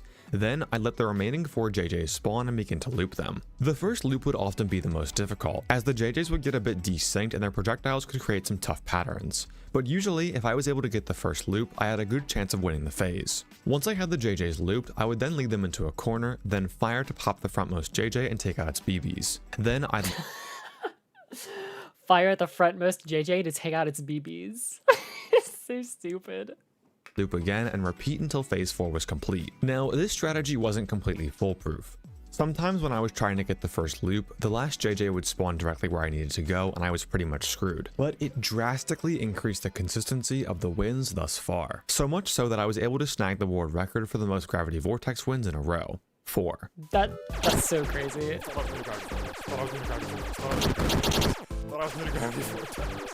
Thought I was new to Gravity Vortex.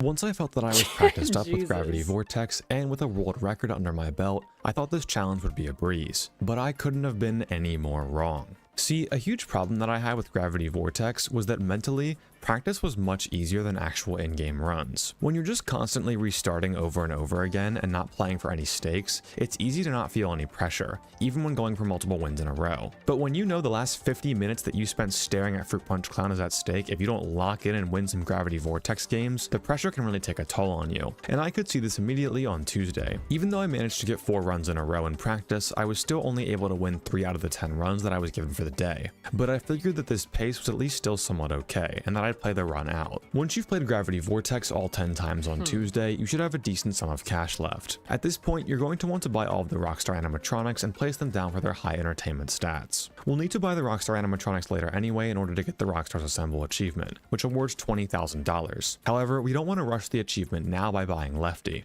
It may be tempting as he's only $5, but we can salvage him for $5,000 later on in the game, and if we purchase him here, we won't be able to salvage him later. At this point, I had a tough call to make. I still had a bit of cash left over. I did not know that. Luckily, I did wait for one night before buying him because yeah, damn, I would have been out $5,000 then.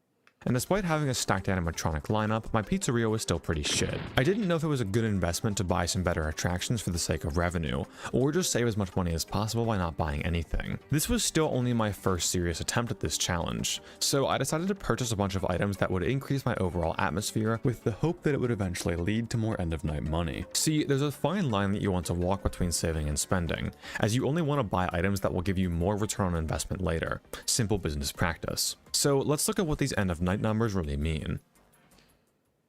To start, let's go over how each of the stats influence your total revenue. Atmosphere and entertainment will both influence your visitor count, with your atmosphere being new visitors and your entertainment being returning visitors. The equations to generate the exact visitor count are a bit complicated and are pretty luck-based, so I've just put the average results on here as well. Once the overall visitor count is determined, you then gain revenue based on your amount of visitors. Food revenue is determined purely on your visitor count, while the bonus revenue factors in your revenue stat as well. Unfortunately, the way that we have to buy items in order to optimize our cash kind of makes these stats work against us in the early game. Animatronics provide loads of entertainment but don't provide any atmosphere, and on Monday you're not able to get any returning visitors. Now, the returning visitors won't make logical sense on later nights, as you can get more returning visitors on Tuesday than new visitors that you had on Monday, but you can't get any returning visitors on Monday, if that makes sense. And on Monday, we don't really have anything that would provide any atmosphere.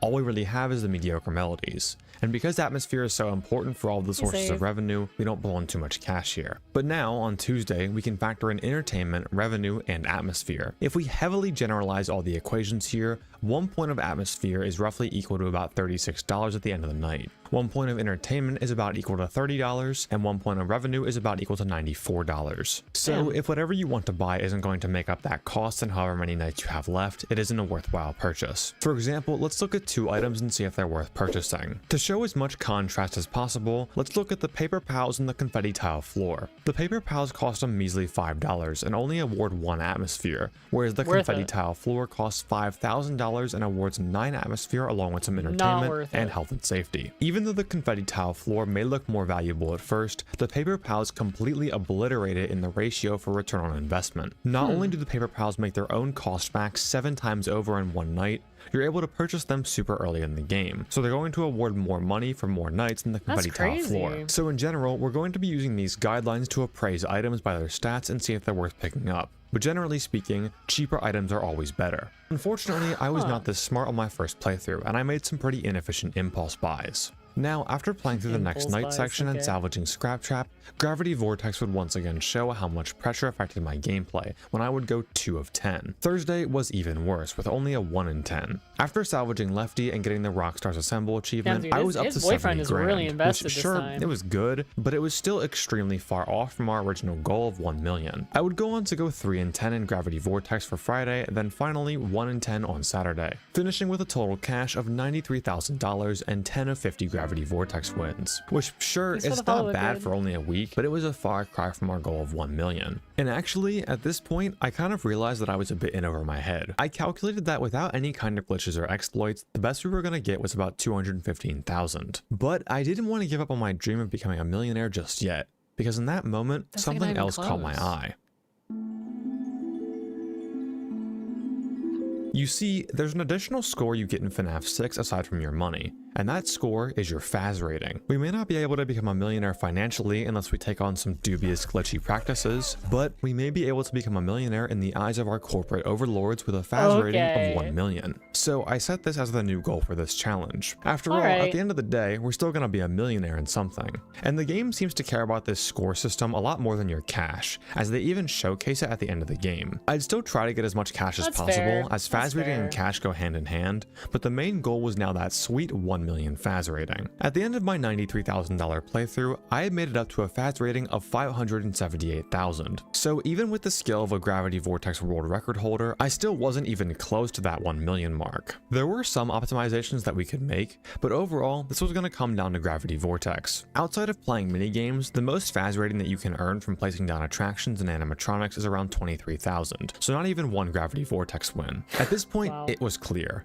I had already gotten the world record for the most wins in a row, but we were going to have to push this minigame so much further. So I went back That's nuts that, like, essentially, because he has gotten the most wins in a row on this, it's pretty much guaranteed that he has hit, like, the highest FAS rating ever out of anyone. But he's like, yeah, I'd like do that, but, you know, like, double as good. Damn, bro. All right, lock in. Let's see it. Have a good night, fake game man. grinding. And this time, I wasn't going to stop until I had truly mastered this minigame.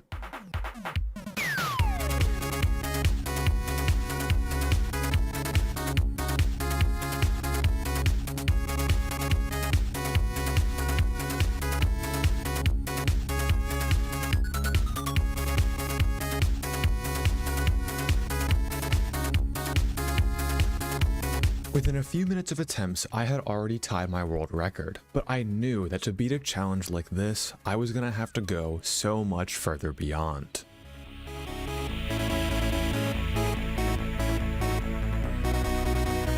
I wish we had a streak number right now. Thank for the prime pie. Pie time. I wasn't nervous, I didn't feel any mental pressure. All I wanted to do was keep playing and push this record as far as I could possibly take it.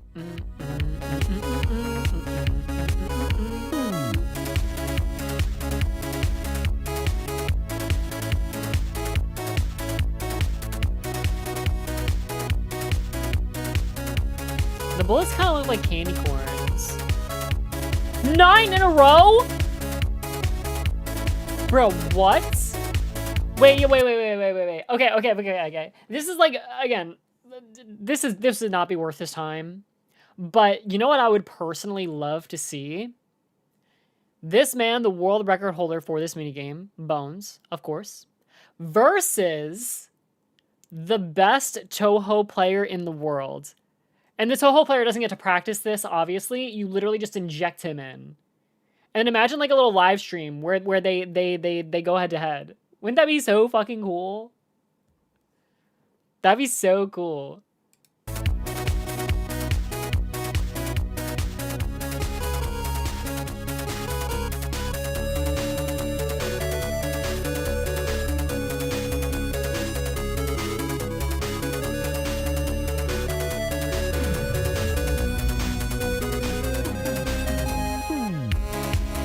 Sorry for kind of blocking that one, but...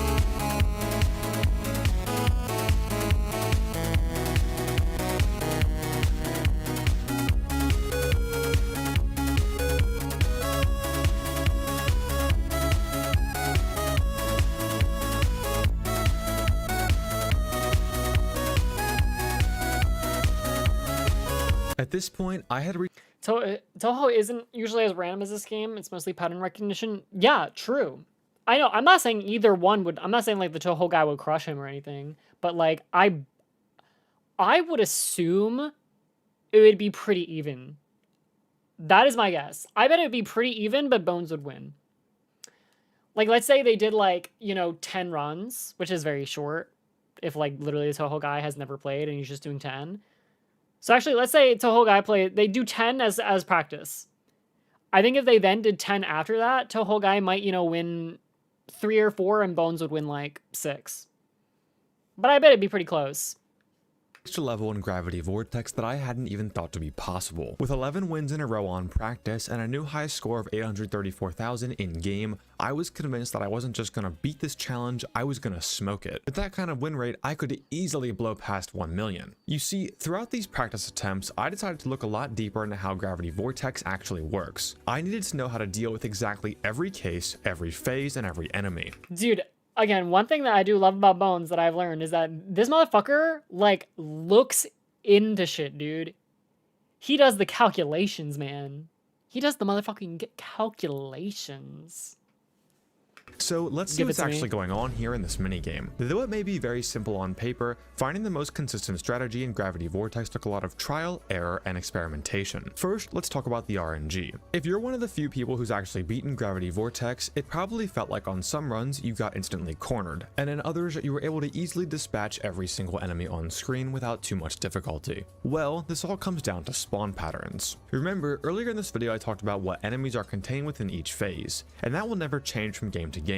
However, what does change is where these enemies choose to spawn. There are 6 total spawn points throughout the arena, with 2 on each wall in a slightly asymmetrical formation. When enemies choose where to spawn, it's a simple 1 in 6 to go to any of these locations, except for Brow Boy, who will always choose the middle location. Most combinations for these spawn points will be winnable, but sometimes an extremely unlikely combination can either create a completely unwinnable scenario, or a scenario that requires so much locking in to survive that it's unwinnable like half the time. I mentioned earlier how Phase 2 and Phase 4 are the only difficult phases in this minigame, and that's because of how many enemies they throw at you in quick succession. If you combine this with bad spawn RNG, that's what creates situations like this. If I were to go over every kind of instance of bad RNG that can happen in Gravity Vortex, we'd be here for quite a while. So instead, I'd like to highlight some of the worst cases that seem to kill me the most often, and how you can sometimes play around them.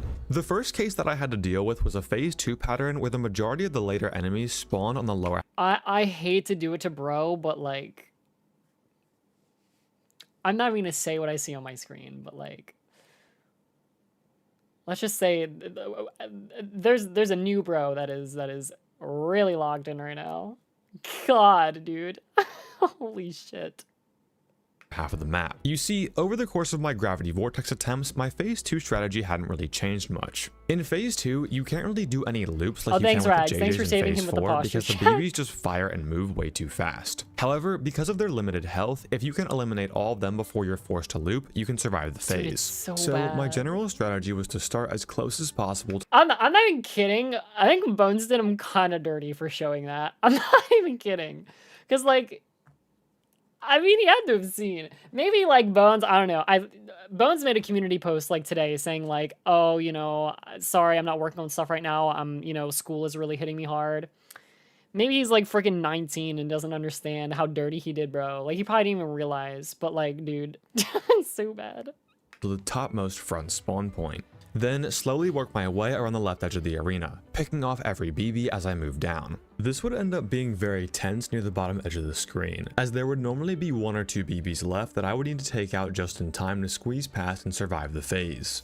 After playing this phase more and more, I came to realize that the BB shots basically formed a barrier between me and the top half of the arena, and that in order to get as consistent as possible with phase 2, I would need to inch down as slowly as possible as to not give up much ground while I was taking out the BBs. When mastered, I would say this strategy would get me past phase 2 about 95% of the time. Yeah, actually but makes it look quite sometimes the easy. BBs would just roll insane chances to completely swarm the bottom like in this clip here. That right there was a 1 in 64 for them to all swarm the bottom, and a 1 in 3 for the last BB to be that specific back spawn so that every other BB completely blocks all of my shots, and I end up running out of space and then losing. This not only happened to me a stupid amount of times on earlier runs, but this kind of RNG is way more punishing than anything that can happen in the later phases.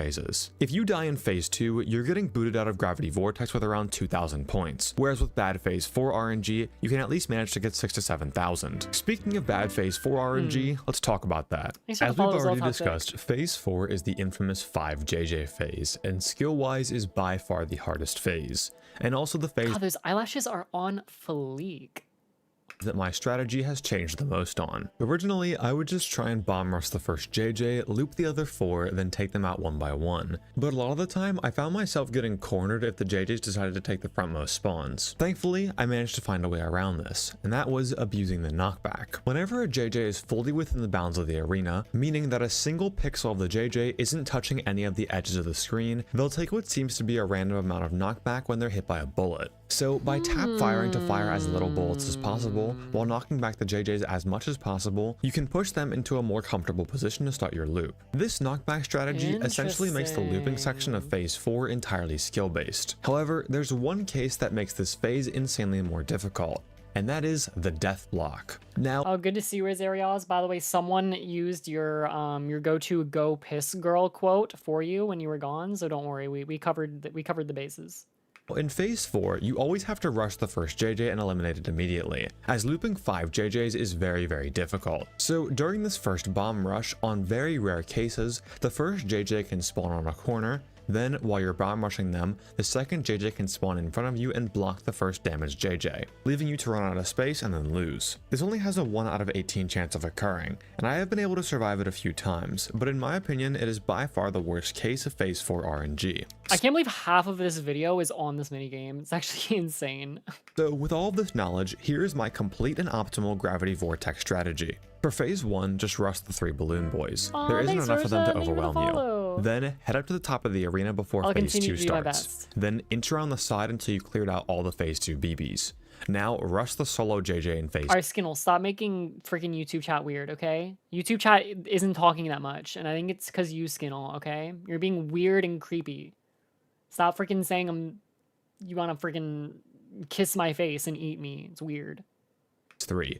Then prepare for phase 4. Once it's like the heart eye emoji, okay? You can tell me you want to kiss my face and eat me every once in a while, because it sounds kind of funny. But you're being weird about it, bruh. Stop being weird. You're doing it on Saturday, too. You're like, oh, baby, I want you so bad. Oh, my God. We will ban you if you continue. We must. Preserve the sanctity, the wholesome nature of this stream. First JJ in phase 4 spawns, rush it immediately. Take out all of its BBs. It's like, baby, lift up your legs a little bit more, please, on Saturday stream, please. You gotta stop, bro. You gotta stop or we're nuking you. This is your final warning. Then begin knocking back the next JJs until you see an opening on either vertical edge of the arena. Once you have a chance, dash through the opening to begin looping the JJs. Then pop each JJ one by one every time you loop. Pop each JJ every time you loop. If you've taken out all of the JJs successfully, you can take on Brow Boy. Simply fire at him and slightly change your vertical position to avoid his insanely slow fire rate, then focus on one of his 2 JJs, loop the last one, then complete the minigame. After hours of practicing Gravity Vortex, I felt that it was finally time to go back into an actual game and finish this challenge. I was pumped up and ready. After all, if I could nail this game 11 times in a row, getting a win rate high enough for 1 million Faz rating shouldn't be too far off. I had approximated from some close failed attempts in the past that I needed. I do wonder though, I hope he shows the stats. Like, if somehow he got 10 out of 10 captures for the first game, and then did 10 out of 10 perfect games for this one, if it would be enough for $1 million.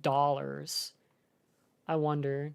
Around 30 out of 50 wins. I feel like so probably an not. I average bet of you get about like 6 wins 800,000 per or night. something. So I booted up FNAF 6 for another 2.5-hour playthrough. But once I was 30 minutes into this playthrough, I soon began to realize the cruel strategy that this game was playing on me. I take proof for my challenges very seriously, and if you go to my second channel, you'll see raw proof videos for pretty much everything that I've done on this channel, all of which are uncut and unedited for the gameplay sections. However, for most challenges, I only need to complete 6, maybe an 8-minute night at most, and that's that. Or for some longer challenges, maybe an hour.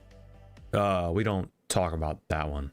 Oh, don't worry. We're going to be watching FNAF World stuff too. That's why I'm going to be playing FNAF World on Wednesday. So, yeah. Actually, this video on YouTube, if you're watching this on YouTube, this should be out on Wednesday, I would assume. So, yeah, literally, if you're watching this on the day of the YouTube release, come to my Twitch channel because I will be playing FNAF World. I'll be starting it.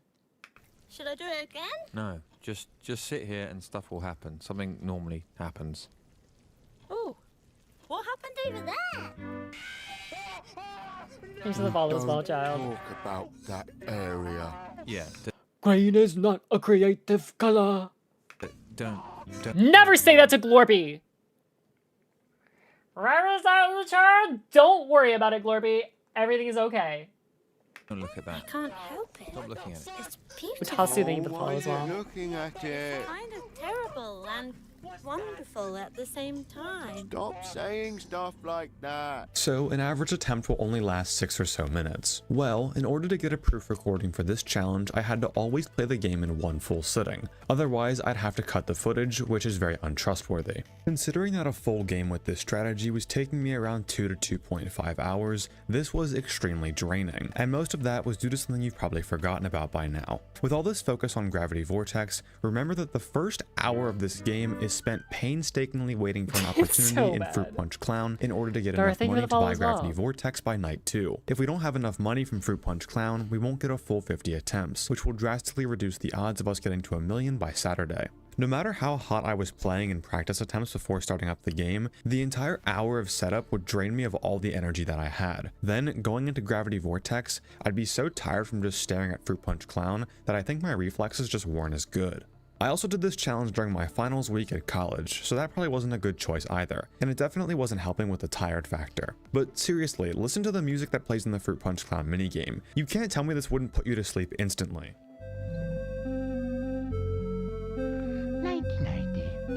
Okay, that's kind of crazy that this is the song that plays during this game. I'm not even gonna lie. What games do you normally play on stream? Yeah, again, guys, if you only watch like my reaction videos, dude, you're missing so many good moments on stream. A lot of people, well, I don't want to say a lot of people like leave when I react to videos. That's absolutely not true. My view count's usually pretty freaking good. But so many people love the yapping sessions where we're just close to the community. A lot of people really love a lot of different games we play too. People will like hold certain games that I've played like in their heart and make callbacks to them months in the future and stuff like that. I'd recommend just watching, you know, the streams. Just saying. Fruit Punch for everyone. Is that also from the game? After the Punch setup for with Fruit everyone. Punch Clown, I was so ready to be over with this challenge. I managed to go 5 out of 10 on Tuesday, which showed that even when fatigued, I could still pull off a consistent win rate. And if I could maintain this kind of pace throughout the entire game, I might be able to barely eke out 1 million. Oh yeah, bro, ask what games I play. I mean, kind of anything. I mean, recently I played like a good amount of Souls games, but I'm gonna pivot from that. I don't think I'm gonna jump into another Soul game for a while. I said I'm probably gonna play Cuphead after FNAF World or during FNAF World. I definitely want to do that soon. Probably want to play some like indie horror games or just like short indie games in general. I don't know. That's kind of what's coming up, I think. To hit another 5 out of 10 on Wednesday, ending with about 400k Faz rating. Generally, you Oh, and Ultimate Custom Night. I want to play that very soon too. So yeah, there's a lot I want to do right now. To be just above 500k when you reach 5 tokens on Thursday. You have 50 attempts total if you optimally play Fruit Punch Clown. So we want to be halfway to 1 million when we're halfway through our total Faz token supply. So if I could clutch up and get 1 or 2 extra wins in the later half of this challenge, it could be doable. By the end of Thursday, I had managed to hit another 5 out of 10, and I was now sitting at 585,000 with 20 tokens to go. I'm not really thinking about fan games yet, or like mods or anything like that, just because like I'm not even done the original games, so I don't know. We'll see. Play Tetris? I was thinking about playing Tetris 99 until I get my first win, because I've never played Tetris before. But the more I thought about that, I think the more people would find that really annoying to watch, maybe? I don't know. Maybe I'll still do it at some point. But at this point, the pressure and fatigue was really starting to build. I've been recording for almost 1 hour and 30 minutes during this attempt, and at this point, I think the game itself started to realize. See, at this point in the challenge, I actually started to personify the game itself. It's not FNAF 6 giving me bad RNG at this point. I could say that it is quite literally the game that is fighting against me. And nothing showed this better than my last 10 attempts on Saturday. I haven't really talked too much about the mental struggles of this challenge so far, and for most challenges that I've done recently, they really weren't all that bad, because again, the night lengths were so short. But I love how he's like, sorry guys, I know you're used to me talking about my mental struggles during, you know, my video where I play a children's game. So good, dude. Sorry guys, sorry that I haven't talked about my mental struggles during FNAF Pizzeria Simulator. Sorry guys. I think this challenge more than any other. I have played gacha games on stream. I recently played Neverness to Everness, and you should definitely check out my YouTube video that I posted on Neverness to Everness. In my opinion, it is probably top 5 best videos I've ever posted on my channel, and unfortunately, it is my lowest viewed video on my entire channel. So, I know you haven't watched it, or there's a very good chance you haven't. I'd recommend it. Other is more of a mental battle than a physical one. In competitive sports, you'll often notice momentum swinging in the direction of my Age of War video, also in top 5 best. That one got, you know, an okay amount of views, like 6,000 or something. James, thank you for follow. Thank you for the follow. of one player or team. Now, I don't mean momentum in the physics sense. I'm more so referring to how a player begins to gradually gain a lead, they feel like they're unstoppable, and that confidence is what allows them to eventually close out the game. It's a much stronger force than you might think, and anyone who has experienced— Hey! Yo, that laser from Mango. Dude. Melee. He knows a little, he knows ball. Wait, he knows ball. Has he maybe played a little bit Under Night? Does bro know ball? Damn, maybe bro knows ball like that. Fuck.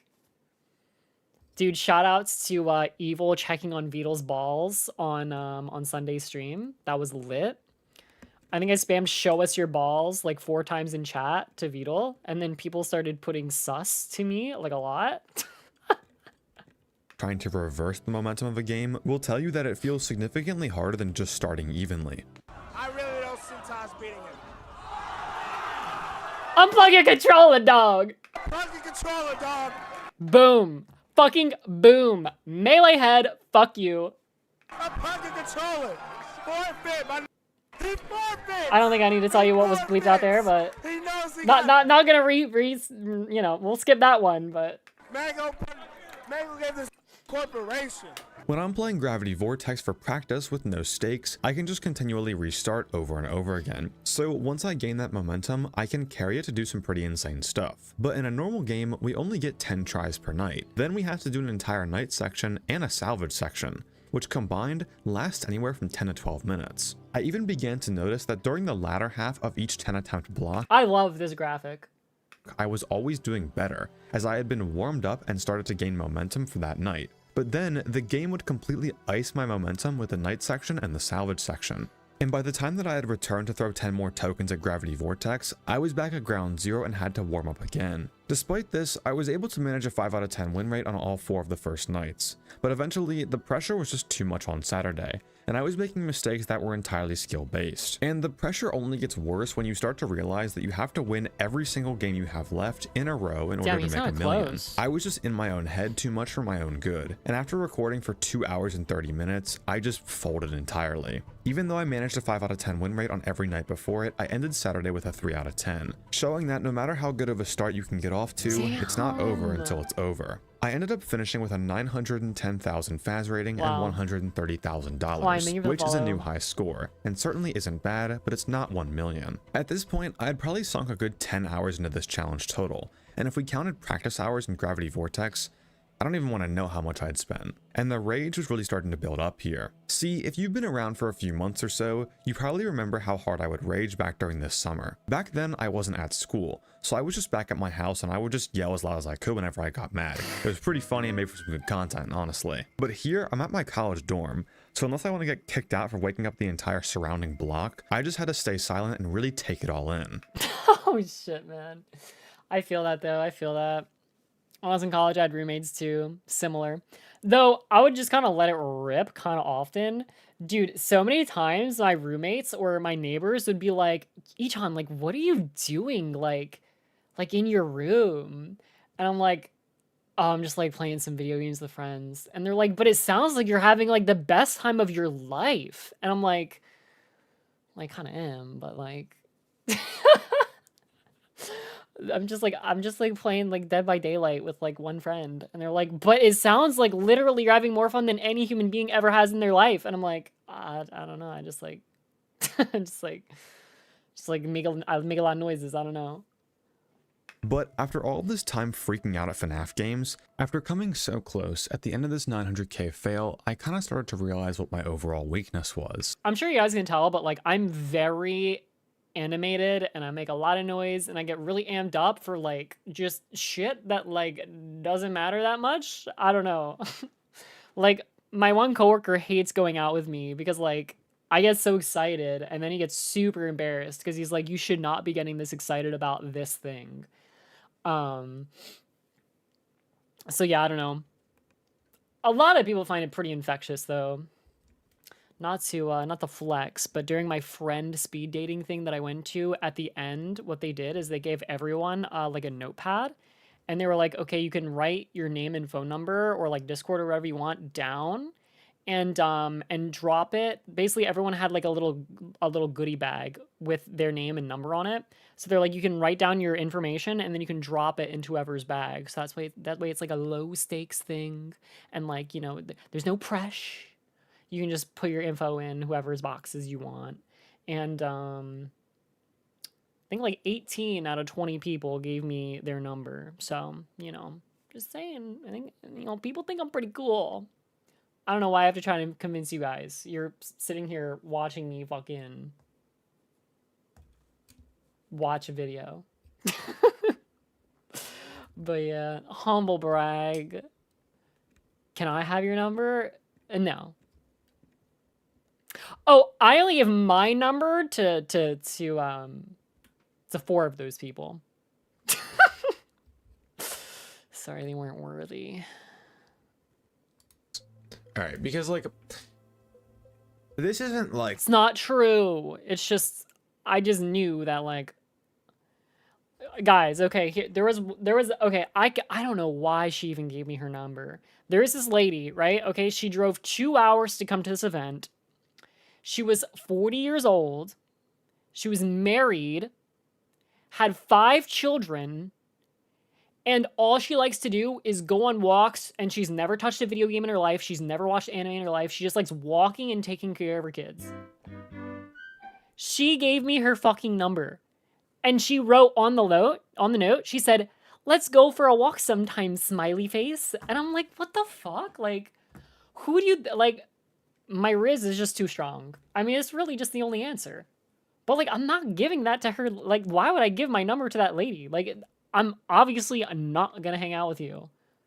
Like, I don't know what to say. I guess it's not obvious because she wanted to hang out with me. But, like, what the fuck? Like, no. It's a waste of my time. I'm obviously being extra. This is just not true. Again, if there's nothing wrong with being friends with that person, obviously, but it's like we just don't match. Like, find someone that you're gonna vibe with more. Like the FNAF lock, where I would like go out on the motorcycle, because FNAF lock is like hard. I mean, this is really hard too. This is an insanely hard challenge. FNAF lock, at least FNAF 3 was somewhat entertaining, a little bit. Like any challenge I've done, except for 6 Hour 420, that'll never be beaten as the worst challenge ever, has always been slightly entertaining to some degree, you know, at some point. And here, what do we have? The Gravity Vortex is cool, but the first hour is just sitting there for Fruit Punch Clown. It sucks. It's so bad. I don't know, dude. I mean, I'm gonna play it again. It's like, but I'm just. Oh my god, I'm sorry. Someone said Springlock in the chat, Lars. I'm yapping way too much, dude. I am so sorry for the people that just want to like watch this video on YouTube, especially after. But this will be quick. This will be quick. Randomly on my recommended, well, I'm getting tons of FNAF videos on my recommended now, and one popped up. It was the first one. It was like, can a human survive being springlocked? I might react to that. But then after seeing that and like bookmarking it, then I got one that said like, what would happen to your boobs if you got springlocked? What would happen to your penis if you got springlocked? What would happen to your balls if you got springlocked? And I'm like, what the fuck? Like, what the fuck are these videos? I'm not lying. Look it up right now. It's on fucking YouTube with like 1 million views, all of them. I'm like, what the what? Like, what the fuck? Like, why? Saying this now. I've seen that. Why would you admit that? Why would you admit that? If this video is releasing far later than it should, it takes a lot. And I'm gonna go off on a huge tangent here. Okay, so but what was the answer? All right, we're gonna watch it together, guys. Don't even look it up. We're gonna watch it together. All right, we're gonna watch it together like next week. Don't even worry about it. To whatever timestamp is on screen, I'm gonna get really deep in this video for no reason. A lot of people like, dude, I just yapped and he just said, yo, you can skip this because I'm yapping. Holy shit, yap buddies. To say that like a lot of big content creators on Twitch, I'm gonna call someone out. I'm gonna call Asmongold out. Do you have anyone else to call out? Maybe it starts with a Y, but you don't pronounce it with a Y. Much bigger than me. I don't care. He said that like streamers have a harder job, and like content creators like me have a harder job than the 9-to-5 worker, and that is complete bullshit. If you work a normal job, you have a harder job than me. Now, I'm a college student, so I know how it is. I'm doing both, right? So I don't want to seem like I'm a total bitch because I don't work a 9-to-5 job. I'm kind of a bitch for doing this. But I don't want to seem like a total bitch for screaming and saying how bad my experience is with this challenge, how awful it was, because at the end of the day, I'm playing a video game. And like realizing that now, at the end of the day, it's a video game. I'm not fighting to keep my family alive at a 9-to-5 job or some shit. At the end of the day, I'm a content creator, and I'm very privileged to be a content creator. So I'm sorry if this video takes a while. This challenge sucks. I don't want to sit there and play Fruit Punch Clown and just wait and wait and wait and wait and then get like a 1400. Like, I don't want to do it. I don't want to do it. I have to do it again soon. Like,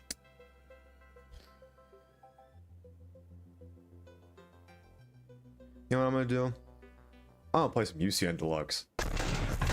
Okay, I wanted to let him get his point across first. You know, if you're in conversation with someone, you know, sometimes it's good to let them say their piece. You know, try not to interject, right? So I did not want to interject there. I will say, I suppose I am in sort of a interesting, I guess I have a pretty good perspective on this, considering I do work a full-time job and I also do content creation full-time. I'd say both are about 40 hours of my week every week, and it has been like that for at least over a year and a half, I'd say. I don't know why people make it so black and white. I mean, like, this may be like a fence-sitter opinion, which is like underwhelming considering the way I was starting this, but like, dude, there are absolutely content creators that are fucking breaking their backs way more than a decent chunk of 9-to-5 workers. And there are also a lot of 9-to-5 workers that are doing way more than content creators that are doing it full time. So it's just like, I don't know. I understand why it's a volatile topic. I don't understand why people are like so harshly choosing one side or the other. I guess because people just so easily get offended on both sides. So like you just, basically it's just like, hey, what side do you want to pander to? I guess, I don't know. But like, it just so wildly depends. Yeah. Personally, I would say that they're about even. I will say that content creation is definitely more mentally taxing. Now, I think that has only changed somewhat recently, though. Because back when I was doing content creation and I wasn't really making any money, my full-time job was definitely more taxing mentally. Because it's like, well, shit, I like gotta work hard. I gotta get these promotions. I gotta, you know, get a better pay rate increase and stuff like that. Cause like it's your livelihood you're talking about and thinking about in your future that you have to, you know, save and build and create. So like now that I do content creation and, you know, it's not enough to go full time. It's definitely not, unless I wanted to like, again, whatever. I'm not gonna yap about that. But if I want to have like a safe and comfortable future, you know, I still gotta work both. But it's nice that like both kind of pull in a decent stream for me. And it allows me to relax a bit more at my job where I don't have to worry as much about putting 100% effort. It's just like, hey, if I can just like continue to hold my job, even if I don't get increases, like that's okay. Because like, I know that I'm going to continue doing content creation forever. And that can be like supplemental income to not getting raises. So it allows me to basically balance both in a way to where both are pretty much equally as stressful, I would say. So anyway, there's my perspective. Hope that was insightful in some kind of way.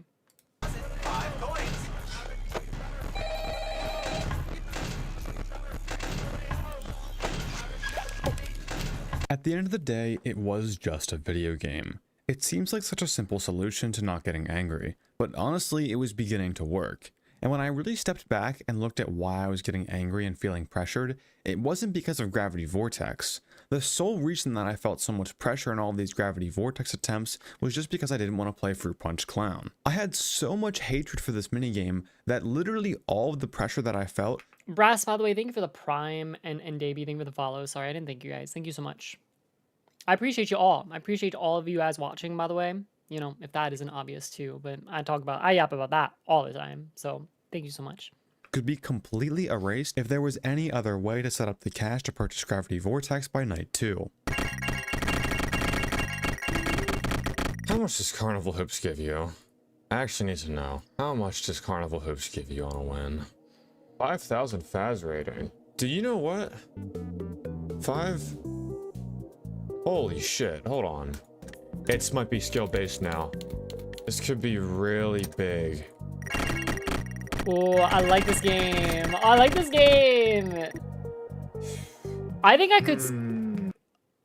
could get like that basketball game like 10 times in a row if I grinded it. It really is not that bad. Once I learned how to play it, I think my 3rd attempt ever, I perfected it, and then I never played the game again. I feel like I could do it pretty reliably. There has to be an anti-Fruit Punch Clown route. This is the new mission. I'm going to find an anti-Fruit Punch Clown route. I don't give a f. I'm going to find a setup that is anti-Fruit Punch Clown. I don't care how hard it is gameplay-wise. I'm going to find a setup that is anti-Fruit Punch Clown.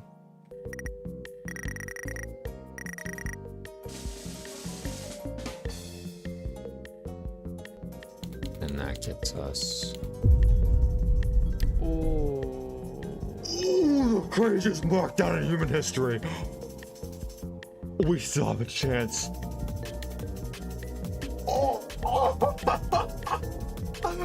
Dude, what the f? Oh wait, because he's not going for money anymore. It doesn't even matter if he gets sued. I mean, it does, but like it doesn't impact you as much. These markdowns are actually insane now. And again, I can't believe markdowns have not got brought up until the 51-minute mark. That's insane. Oh. Why not Black Souls? I haven't played it though. Oh my god. I totally skipped the Fruit Punch Clown. Yes. With even a mild markdown, you can totally skip Fruit Punch Clown. Yes. Okay. I hadn't felt such sheer joy in a long time. It turns out that if you get a perfect score on all 3 of the first Midnight Motorist games, and instead of buying Fruit Punch Clown, you buy Carnival Hoops, then get a perfect score in that 8 times in a row, you can skip Fruit Punch Clown and still get 49 tries in Gravity Vortex. I was over the moon. I didn't care how good I needed to get at Gravity Vortex. I didn't care that I needed to perfect Carnival Hoops 8 times in a row just to have a run. Not having to play Fruit Punch Clown meant that I could actually have fun with this challenge. I was even able to optimize this run even further to always have a guaranteed 49 tries total with Gravity Vortex. Remember earlier when we were talking about how the paper pals are actually one of the single best items in the entire game? Well, we can use them here in a new anti-Fruit Punch Clown route to eke out just enough money to buy Gravity Vortex the moment Night 2 starts. Once you've played your 3 games of Midnight Motorist and bought and placed Mr. Hippo, Ned Bear, and Pig Patch, buy Carnival Hoops and use the rest of your play tokens on it. As a quick pro tip, you can hold spacebar at the very beginning of Carnival Hoops before the minigame starts to get an extra point. Then just get in the rhythm of the game, and getting that bonus shouldn't be a problem. Once you've spent all of your tokens on Carnival Hoops, you should have $3,900. That makes it now super upgrade the easy, floor, actually. buy the stage upgrade, and get the Trash in the Gang achievement like normal. Typically, we now just play the night section and salvage Molten Freddy. But before you do that, buy the discount cooling unit, the paper pals, and the foil party set. These 3 items are extremely cost effective, and the discount cooling unit will completely negate your risk, along with adding some atmosphere. Not only do these items give us 5 atmosphere total going into the night section, but they also provide just enough total cash spent to unlock the rare finds auction. Now head into the night section and play as usual. If you get reasonably lucky with the 5 atmosphere stat, you'll make $800 total when combining the revenue you get from Molten Freddy. Now accept the sponsorship, play Carnival Hoops one last time, and you'll have enough money to buy Orville. The only problem is that we're now missing Happy Frog to get the achievement, and we need to play a second game of Carnival Hoops to get just enough money to purchase her. But because Orville is from the rare finds auction, placing him down awards significantly more Faz rating than the other mediocre melodies, which will get us just enough cash to buy Happy Frog. Then place her down. Now we can get to Gravity Vortex with only 1 extra token spent and no Fruit Punch Clown. This means that from this point on, we can completely avoid Fruit Punch Clown, so long as we're willing to sacrifice 2 to 4 Gravity Vortex attempts. And me personally, I am completely okay with having to get even better at Gravity Vortex if it means never playing that stupid minigame ever again. I also found another quick time save at the very beginning of the game. When you have to listen to the demo salvage sequence with Baby, you can press Ctrl S to mute the game, then click play on the tape player. Oh my god, it's a tape player, it's a reference. Shit, oh shit! Then because the game is internally muted, the tape player will instantly stop. Then you can unmute the game and Scrap Baby will instantly skip to the end of the scene, which saves a good bit of time. That's kind of crazy that works that way. 2, 1. Huh. However, even though my motivation was through the roof, I think the game saw what was going on and wanted to put an end to it. Even though I had found a way to avoid its most painful torture method in Fruit Punch Clown, I just had a feeling the game knew when I was on good runs. Guys, this is evidence for me being clinically insane. Whoa. YouTube commenting, they go, whoa, you're insane? Wow, I never heard that one before. That's a new one. That's a new joke. It's real original too. I made it myself. See? See? The goblins. They're right fucking there. They're right fucking there. They're behind my desk. They're right fucking there. I swear to God. I swear to God. This shit doesn't happen. They're right fucking there. They're right fucking there. They're right fucking there. They're laughing at me right now. It's a monitor. There's no explanation. Yes, this is the FNAF gauntlet guy. There's none. There's no explanation. Let's watch this shit right now. I will prove it to you. I'll prove it to you. I'm not crazy. What the fuck, dude? You're a crazy person. What is that? They're going to give me the best RNG I've ever seen in my entire life. All right, just run. No stakes. Watch this shit. Stage 4. Doesn't matter. It doesn't even matter. Start on stage 4. Doesn't matter. Watch this shit. Bro, 1 for all back spawns. Doesn't matter. They won't shoot because they don't fucking care. See? They shoot in a good pattern. Easy kill. Done. They didn't even shoot. I was on the right. Brow Boy's free anyway. I'll even tell the JJs for Brow Boy, just for some extra insurance. Watch this shit. The fuck is he saying? I even played aggressive, just for fun. You know what? Kill him anyway. See? There's literally no explanation. The second I open this click team window and I go to practice, it's fine. The literal moment they know that I'm in the game and there's stakes, it's impossible. There's no explanation. There are goblins in my computer, and I am. Okay, well then play it again to show proof. I don't believe you. I bet it's gonna be really easy this time. Honestly, there was no other explanation. I could come so close, have all the momentum in the entire world, but I would always get stopped just short of 1 million. When I would have amazing runs in the early game, the game would always catch up to me. I just needed to find a way to not get in my own head and feel no pressure. So how do you beat a game that takes most players 50 attempts to win once, more than 60% of the time? The answer is simple. You don't get hit. In the early days of competitive... That's a Melee reference too, Isaiah! I knew it. Smash Melee, a player by the name of Isaiah would take the world by storm in both singles and doubles. And when asked why he was so good, or how he does it, he'd simply respond with don't get hit. And okay, he kind of knows ball. He gotta fucking knows ball. Damn, alright, knows ball. this was the key. You have to disregard literally every other factor in the game and only see it in one dimension. When you're playing Gravity Vortex, it doesn't matter how many wins in a row you're on. It doesn't matter what kind of pace you're on with overall Faz rating. It doesn't matter if the video is going to get delayed. The only thing that matters is that you don't get hit. So I took those words and started up one last game of Freddy Fazbear's Pizzeria Simulator.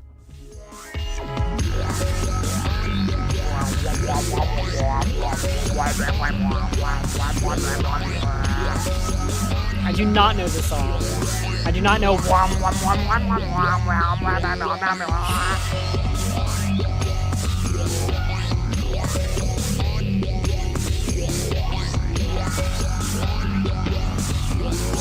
Kinda goes hard though.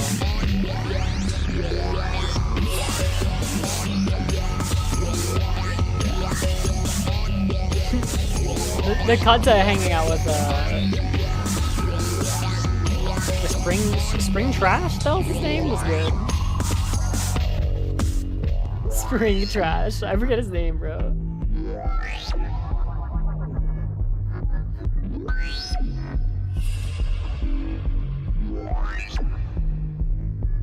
Even the music gives a Melee reference. Oh shit, you're fucking right. You're actually With fucking a 5 right. out of 10 on Thursday, I was barely on pace, and because of pressure, I was always known to perform worse on Friday and Saturday. I was going to need an exceptionally high win rate on both, but I wasn't nervous. At the end of the day, all I had to do was not get hit.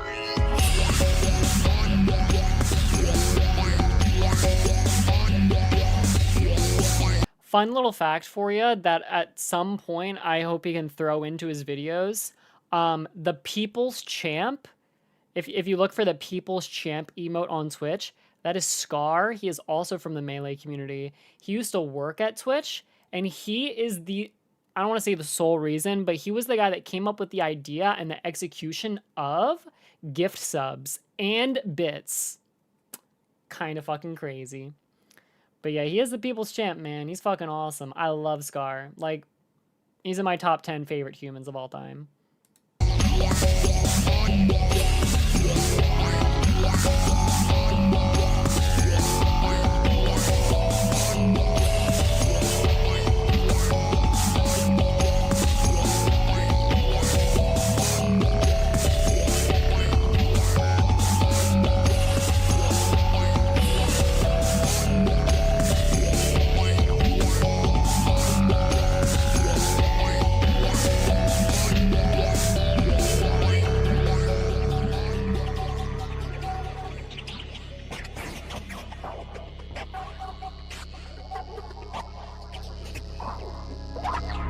Whoa. So if he just beats this, he wins. Are we getting full run? I think we're getting full run right now.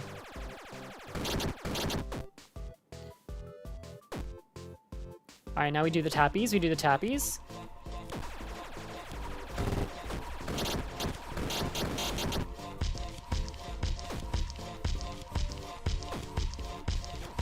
He's feeling it, man. He's feeling it.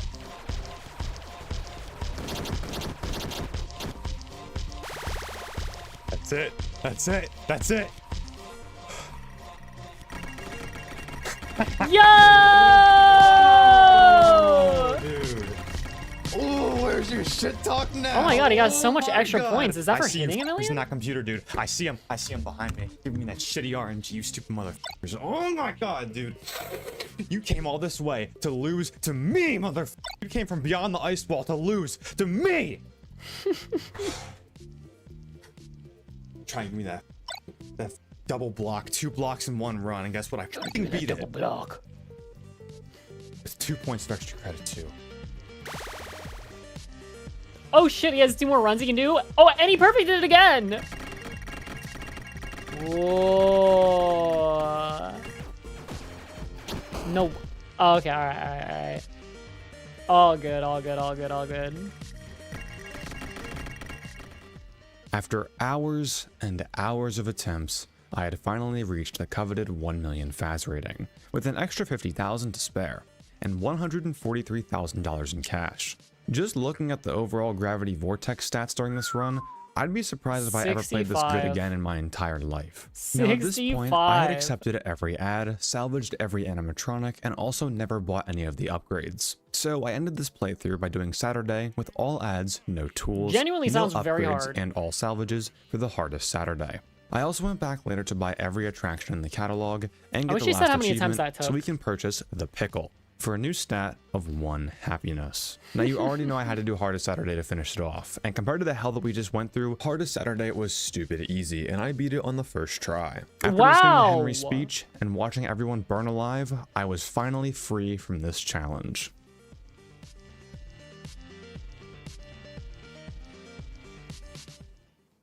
If you've watched this far, thank you so much for your time. People like you are what keeps this channel going.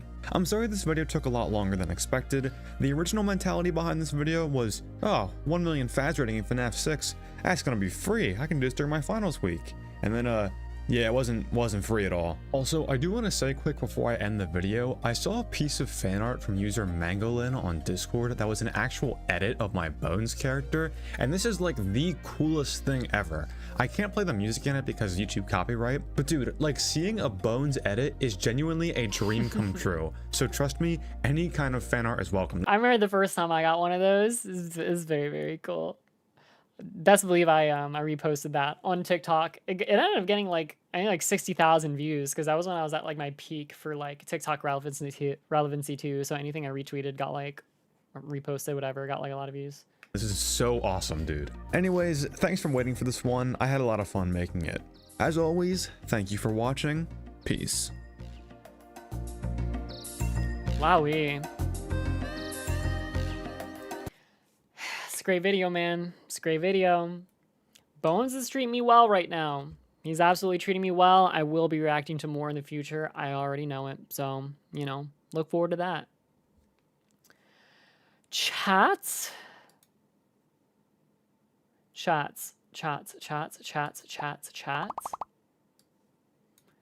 Do you want to hear a secret? I've been holding my pee for like 35 minutes. I didn't want to pause midway through the video. So it's, oh man. It's been tough. It's been tough. All right, you know what? Here, I'll go to the bathroom now, okay? I'll go to the bathroom now. Enjoy some more fan art.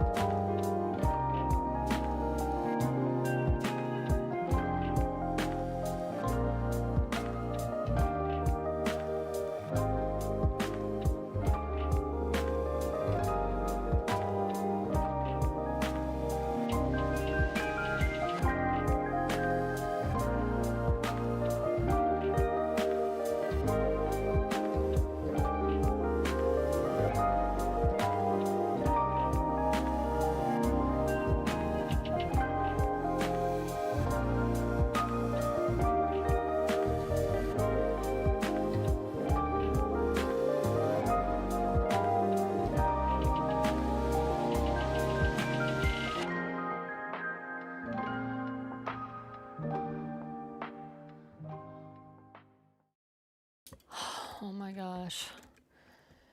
That felt so fucking good. That felt so good. Oh my god.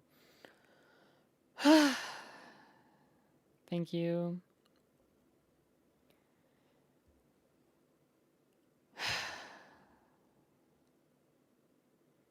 It was like... No, it's not blue. But it's just like...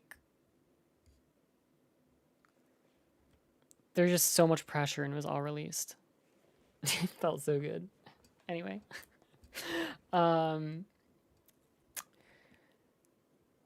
Which FNAF challenges are you most excited to react to?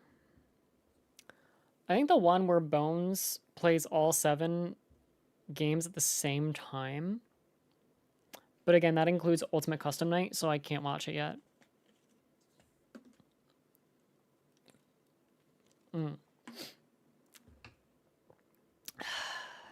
Man. Good stream today. I felt like we had a lot of yapping. And the video was good too. I did wash my hands. Skinnle, dude. Mods, I don't blame you if you ban the Skinnle guy. I don't. Hopeless Pursuit. One day I will find time for that. Maybe I'll like two-part it or something too. I guess I could do that maybe. I know a lot of people want me to watch it.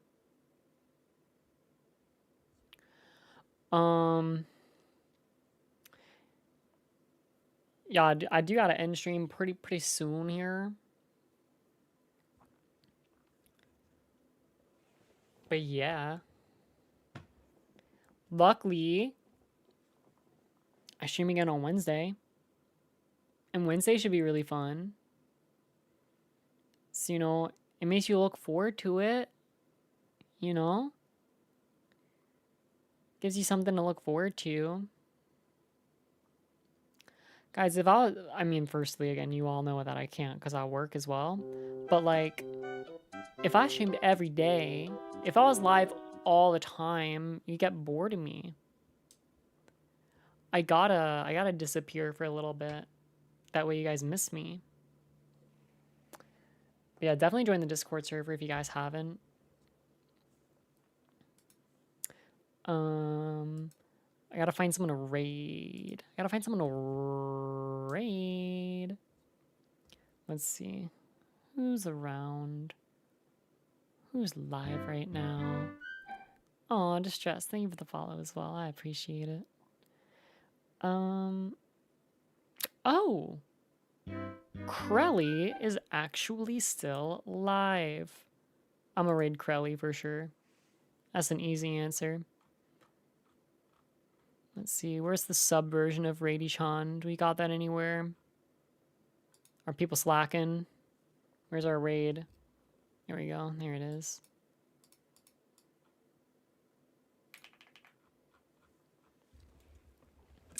Alright. I hope you guys had a great stream today. I do not know what your name was that just followed because I only see it in Japanese, but thank you so much. I appreciate it. I hope I do catch you on another stream. Best way to tune into another one is by joining the Discord server, so I'd recommend doing that. Other than that, I hope you all have a really great night. Thanks for coming by. Thanks for hanging out. Thanks for lurking. Thanks for chatting. Like I said, I'll be back on Wednesday. And Wednesday will also be the 100K YouTube celebration stream. Won't be anything too crazy. But I will be drinking a beer, and I will be playing FNAF World, so I guess that is kind of cool. Hey, Dolly. Thanks for still hanging around. Appreciate you. Anyway, yeah. I guess that's about it. So thanks for hanging out, guys. Really, really appreciate it. I hope you have a great night, good sleep, great day tomorrow. Much love. Take care. Have a great night. Bye.